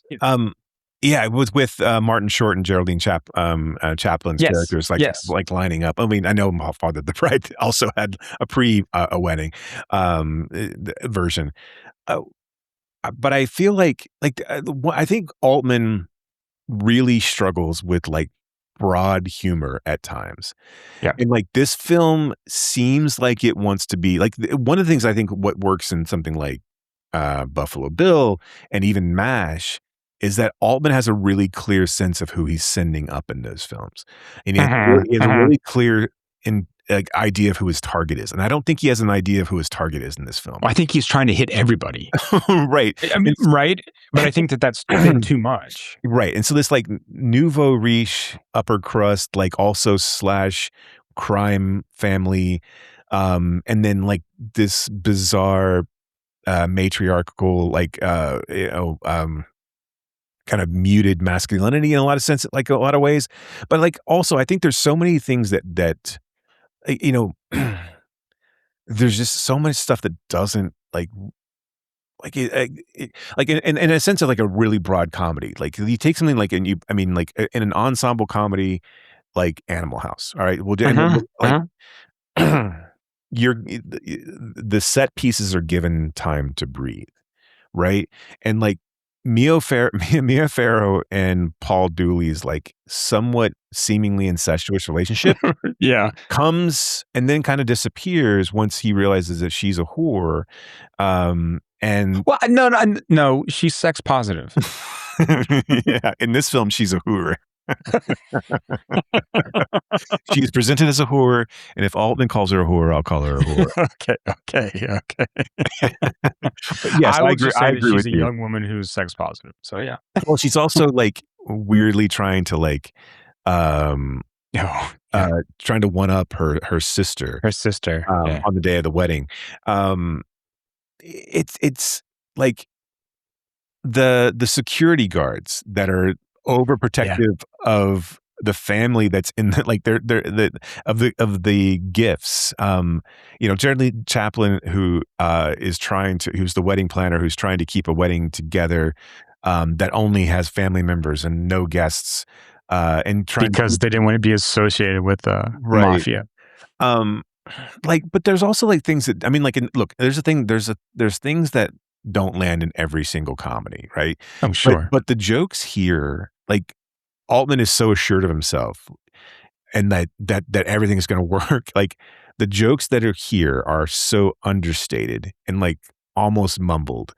And then the jokes that he tries to put in place, like the frog that is in the guy's coat that keeps croaking and the people are like, do you hear a frog? Like that joke doesn't make any fucking sense. No, I know. Like and the way that it resolves doesn't make any sense. Like they just tell him, "Oh, get rid of the frog and put it outside." It like when the ex-boyfriend and the ex-girlfriend show up, and great, like Pam Dobb, like how had we not discovered her before this? I was just going to say, like, what happened to Pam? Why did we not give her more? Like, she's wonderful out of the gate, incredible in this movie. Yes, like just really, really good. And like, how is she not a much bigger star? And like, and also like, just whatever. But then, like this, this movie seems weirdly moralistic with them. And because it kills them off in a really bizarre, like kind of murder mystery way. When they stole the car. So they steal the wedding gift. And for us to describe the plot of this movie would do it no justice, right? I mean, well, no, because there's a wedding and then there's the reception. I mean, like that's, and it's just, and then it's Altman filming a wedding reception, right? It's Altman, Yeah, Altman basically did this as a joke anyway. Like Yeah, it was a one-off comment. Someone were asking him what his next film would be after Three Women. After He Three said, Women. I'm going to film a wedding. The lead actress got the role because Altman thought it would be funny to have an actress or someone who getting married who had braces. Yeah. Mia Farrow's essentially mute in this entire film. Yep. But she's the sister of the bride who has slept with all of the military students. Students where the husband is. She's supposedly pregnant by the groom. And then the mother of the crime family dies at the beginning, which really becomes really inconsequential. That moment like should be like in any other auteur's film, that would be a defining thing. We would come back to that. That would define everyone's reactions. But by the time that everyone finds out about it, like no one cares. Half of the people have guessed it already. They're just like, yeah. Right. And so or they don't care. Yeah. So no one shows up to the wedding, or no one shows up to the reception, and we have all this like kind of big entry where all this huge family shows up, and they're doing the kind of like it's very much a Hatfield McCoy's like kind of like two families not melding together well, and then there's all but like everyone is kind of like flirting or fucking someone else in the film, or trying to, right? There's the security guards that are there that are trying to keep control, but like there's nothing to keep control of, so they're really overly protective of things. There's a tornado that happens at during the cake. There's like a storm, yeah. They all go down into the basement and they start singing like these religious songs. The basement that is a recreation of his favorite like Italian restaurant. I mean, like Luigi or Guido, whatever his name is. And I'm not being like funny. No. And trying to like, but I mean, those are like the names, right? There's like Luigi and Dino and the ex-boyfriend and the ex-girlfriend of the bride and groom show up and start to spread the rumor that Dino has impregnated his bride's sister. They go off and steal the car and die in a fiery crash where everyone thinks it's the bride and groom, but they actually are in an argument because Dino has gotten drunk because everyone knows that he knocked up her sister, and he's in a shower. But he hasn't knocked up her sister. Right.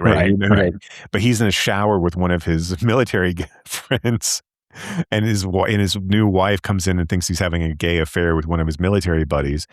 I mean, this movie's all over the place, and I could not keep track of who was who. That's the other thing, is that there's 40. I mean, literally, there's 48 characters in this film. Like for broad comedy, this does way too much.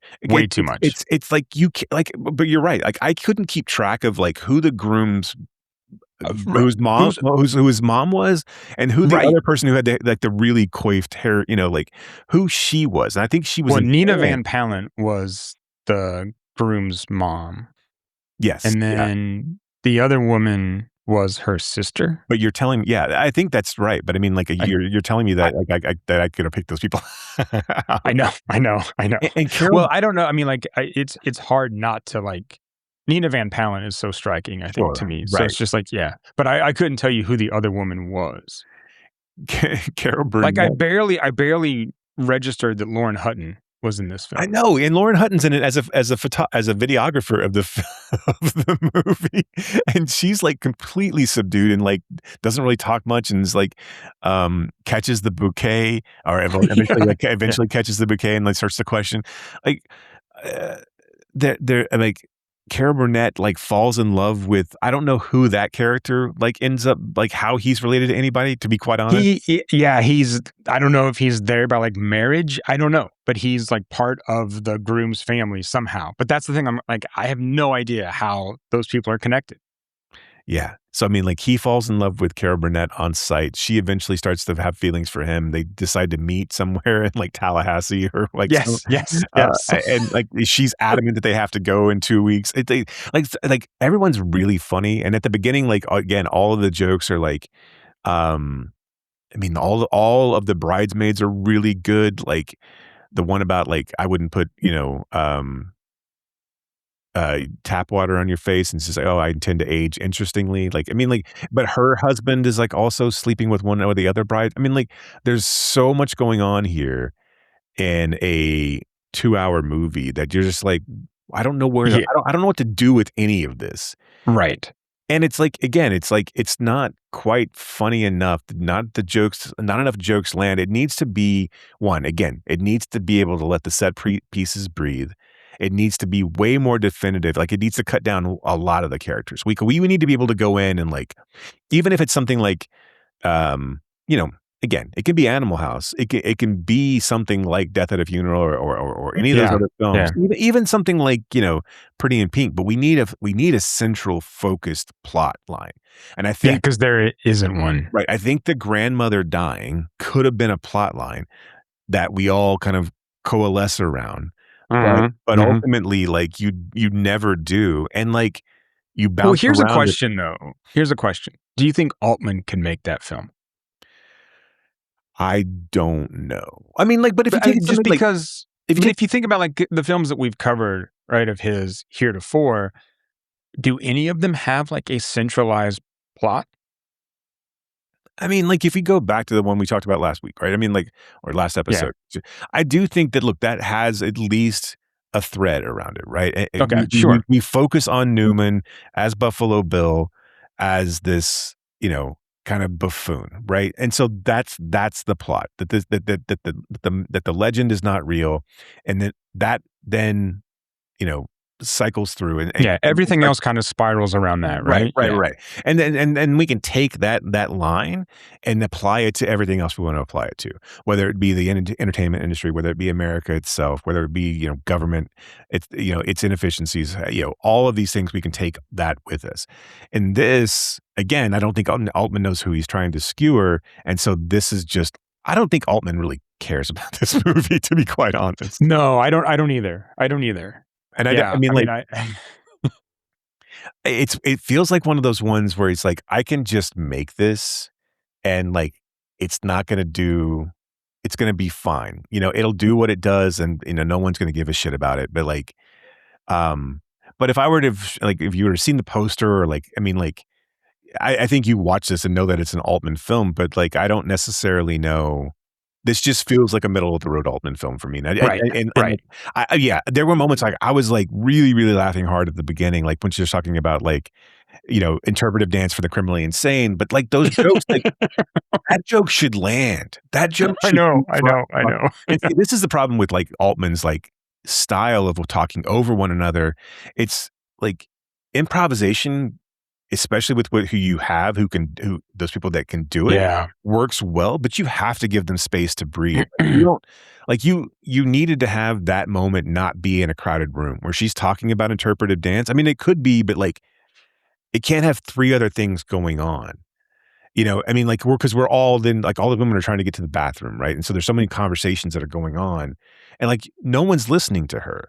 But like if you take like something like Guest, you know, and his like comedy, like you're going to spend a moment with Parker Posey to let her shine. That moment should have been something that like this movie needs quotable moments. This movie, because it has a couple, like, and the perfect example is when you know, Carol Burnett asks what kind of car it is. And the guy's like, it's a Mercedes. And she's like, oh, a Mercedes. I speak Italian now. It's a dumb fucking line, but it's funny the way that both of them work it in. And like that type of, those types of things, he does it in some instances, but they're mostly around the lines. They're mostly around like when he wants two characters to kind of sneak off and like, engage with one another. There's a real touching moment in this film that like stands out to me, and it's when the like one of the gardeners, right, that works on the estate is there as a wedding guest, and he like goes up to another one of the guests, right, who must be from the other family. I don't know, and you know, introduces himself, and she's like, oh, what do you do? And he's like, well, I'm an architect. I mow the grass around here. right? Which I thought was like Right. brilliant, right? Yeah. Here's like the one guy not putting on like any airs. And it's just like, yeah, I was gonna try, but no, I'll just be honest. And so like they hang out with each other the entire film. We kind of like come back. And we see them at one point, like sitting at a piano or sitting on a bench, and she's like, I've been married like 4 times. I never thought I'd think about getting married a 5th time. And he's like, oh, I've never been married. And she goes, is there something wrong with you? And he's like, no, I don't think so. I mean, but it's just like a really kind of like honest, genuine moment that's also like just cute and funny. And I found that like really, I mean, for whatever reason, I don't know, like touching and like well done. Where everyone else is sort of just off being like complete idiots, right? Yeah. Like I said, it just feels like Altman didn't have a bullseye to target, and so this film was just kind of, because again, like if you take a look at, like, he does know how to do these big pieces. He does know how to set up like jokes that land and jokes that have focus. And especially if you like to look at something like MASH. I mean, like the the hot lip sequence in the shower, or I mean, there are moments that really really work. And I think there's moments that really, really work in this film too. But again, I think like just it's just so schizophrenic in its approach, that like I can see its influence. Although I almost question myself in that sense of like, how influential could this film possibly have been? Like it feels like, it feels like he laid the groundwork for a lot of, but like, would that have happened regardless of this film being just, and like, is anybody like, did Hughes see Dooley in this and be like, oh, I've got to cast him in A Pretty in Pink? So here's I don't know. like, I would think that this film would be much more of a like director's film. Like I could see guys like Hughes et al. Like just devouring everything that Altman did, right? Or looking at a film like this and knowing, okay, yeah, it doesn't all work, but look at what he's doing with X, Y, and Z, right? I mean, so like, I would see this film as much more of like, a referential film for other filmmakers than a film for audiences. If that makes sense. Right.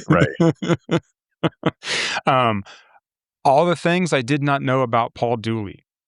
Did you know he was a cartoonist as a teenager for a local paper? I did not know. He, after serving in the Navy and graduating from West Virginia State, he went to New York and became a clown. Okay. He was discovered by Mike Nichols and cast in The Odd Couple.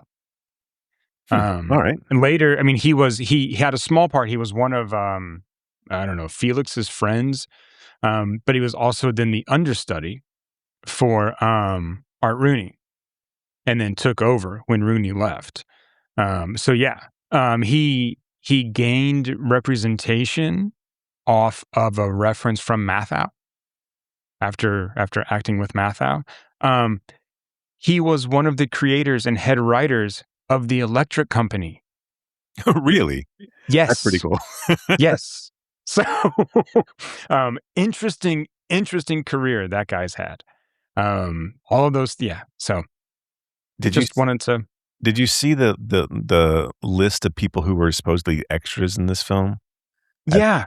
With like, Dennis Franz is in there. Yeah, like George Wendt, John Malkovich, Gary Sinise, Laurie Metcalf, like Joan Allen. Like it's like almost you feel like these kids, they would have had to have been kids at this point. But like, but yeah, it's crazy. It's like I don't think I saw any of them, like, to be honest. But yeah, I have a feeling that like we might need to throw in a non-80s or non-70s Altman to kind of finish up on a high note, because I feel like we're gonna kind of go down a cliff. Yeah. We'll have to like pick one. Sure. Yeah. Whether it's like The Player or The Player. Yeah, or Shortcuts or whatever. Or Shortcuts. Yeah. Even Popeye to a certain extent. I mean, like, where we can like feel slightly better about, like, I hate, because I think we did the same thing with May, where it's like, well, I think May, we wanted to just live in the, not May's films, we just wanted to live in the space. And by the time we got done, we're like, okay, we don't have to live in this space anymore. Yeah. After talking about Make 'Em Laugh or whatever it was, and Love. Yeah. All right.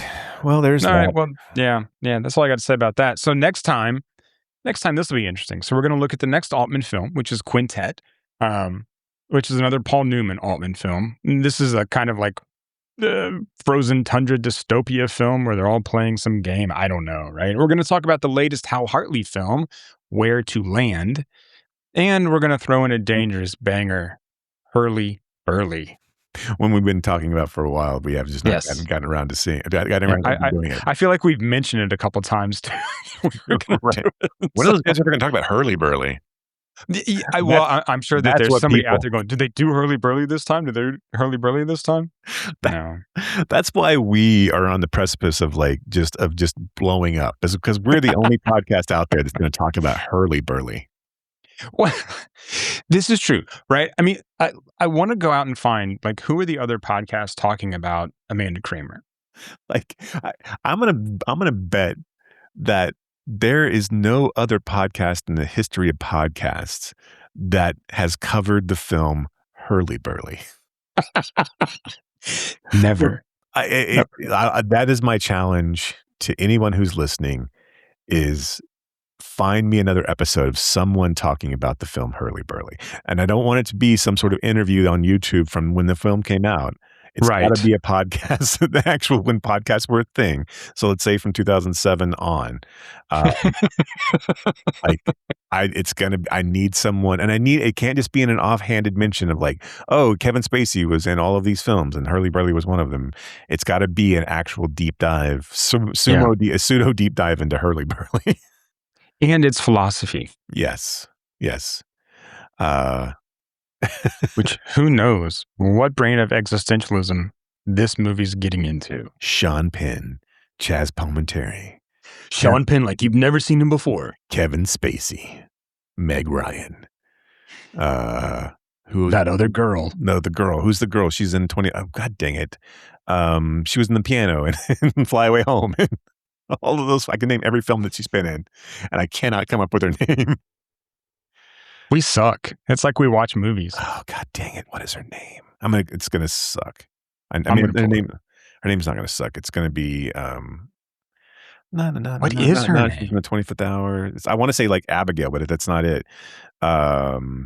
Anna Paquin. Thank you. God, yes, Anna Paquin. Anna Paquin. Yeah, Robin Wright. Gary Shandling is in this. I love Gary Shandling and everything. And also, all apologies. God, Meg Ryan is so good. What? I said all apologies to Anna Paquin. I'm a big fan of her work. Clearly, we're also a big fan of Amanda Kramer's work, but I called her Andrea 7 times. I couldn't come up with Zachary Levi's name either. So it's there's I just lose. Why would you? Why would you? Why would you need to be able to lose that name? Oh my God! Look, dude. Hey, can I tell you? So it's the World Cup is going on, right? And I don't have cable. The World Cup, the service I used to watch TV, I got rid of because it was stupid and it was too expensive. So when the World Cup came around, right, I was like, okay, I'll just buy, I'll sign up for the Fox One sports package, for $20 so I can watch the World Cup. Well, it's got all of these ads on it, right? And because it's Fox, it's all about Kevin Costner talking about the founders of this country, right? And then it's got a Zachary Levi thing for his whatever religious program he's doing. No. It's terrible. It's just awful. And then Jeff fucking Foxworthy's if you question things, then you just might be Foxworthy. It's just fucking stupid. It's terrible. No. It's so bad. Dude, No. it is so bad. It is so bad. Kevin Costner's talking about these men came out here and they tamed this country. I want to do them honor. And you're just what the fuck is wrong with these people? Can you imagine how self-satisfied the fucking guy who came up with Foxworthy is? Jesus. Oh my God. Just I know. Strutting around. Yeah. I'm the guy. That's the fucking Don Draper thing he can hang his hat on forever. My God. So I cannot wait until the World Cup is over so I can fucking cancel this service. Yeah, he was just sitting there going, holy. He's like, I can't believe no one's thought about this before. It's just Foxworthy. It's really bad. All of it goes against my anyway. Humanity. Yeah.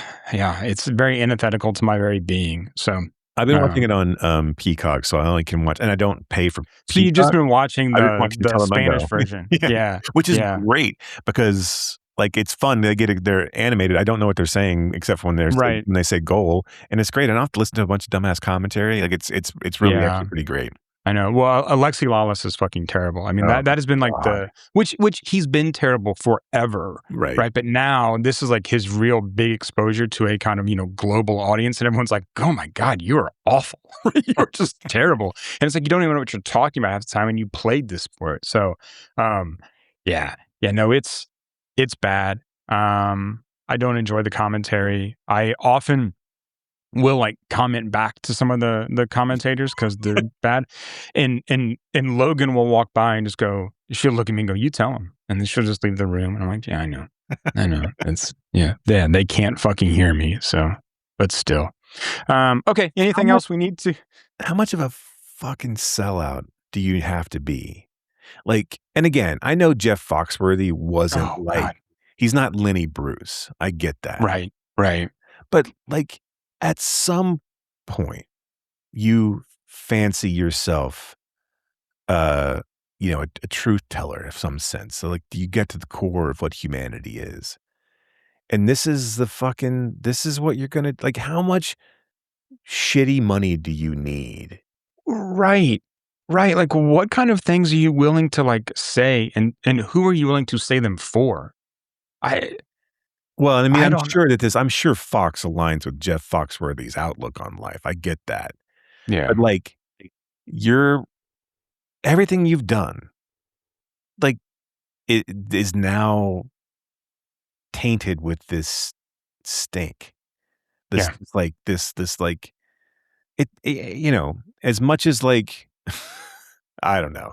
They're also, sorry, go ahead. No. I'm just rambling at this point. So like it doesn't. They're also advertising like a new game show. So you remember like Foxworthy's TV game show, right? Third grader. Who's smarter than like so now they have this other show that's called like The Dumbest American or something. It's basically like celebrities, and it's like a quiz show, and it's all about like who's the dumbest. So like they have these clips of like, what are people from Switzerland called? And you have like, I don't know, one of the guys from Jackass going, Swedes, right? I mean, seriously, like, or how do you spell guarantee? And someone's like GAR. Oh, there's a U in it, right? And you're just like, wow, this is entertainment. We're just like, we're sort of like highlighting how bad our education system is, or like highlighting like how fucking stupid we are. Well, and it's like, and it's encouragement to be that dumb. And that's right. Which, whatever. Again, why are influencers go talk about by design? Just do it. Watch it, talk about it. Talk about it. Do use your bullshit for something good.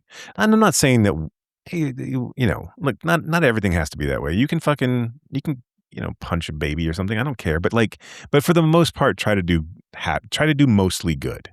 I mean, especially if the baby sucks. I mean, like, then that still counts. But like, punch him twice. If the baby sucks, punch him twice, which was my father's always his mentality. So I'm just kidding. He's not around to defend himself. That shouldn't be the thing that I say. Sorry, I talk shit about my father. He's not around either. So, that's what you get to do, right? That's what you get to do. Yeah.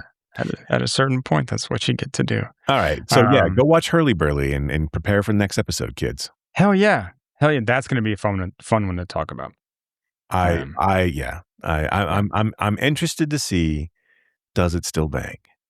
Because I did think it banged at the time. Anyway, okay. All right. So go do that. Go watch the latest Hal Hartley. Go watch Quintet, and come back and join us on this parish to listen to us talk about them. But until then, thank you all for listening. And are you scream worthy? Just keep screaming.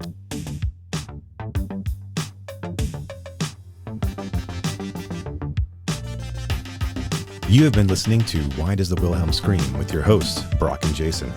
If you liked today's episode, do us a favor and rate, review, and subscribe in whatever application you use to consume podcasts these days. You can reach us by visiting whydoesthewilhelmscream.com. If you are in the DFW area, we would love to see you at a Fort Worth Film Club event. You can learn more about those and find a full schedule at fortworthfilmclub.com. And you can learn about my foundation and how we are trying to foster the next generation of film lovers at realhousefoundation.org. That's REEL housefoundation.org. Till next time,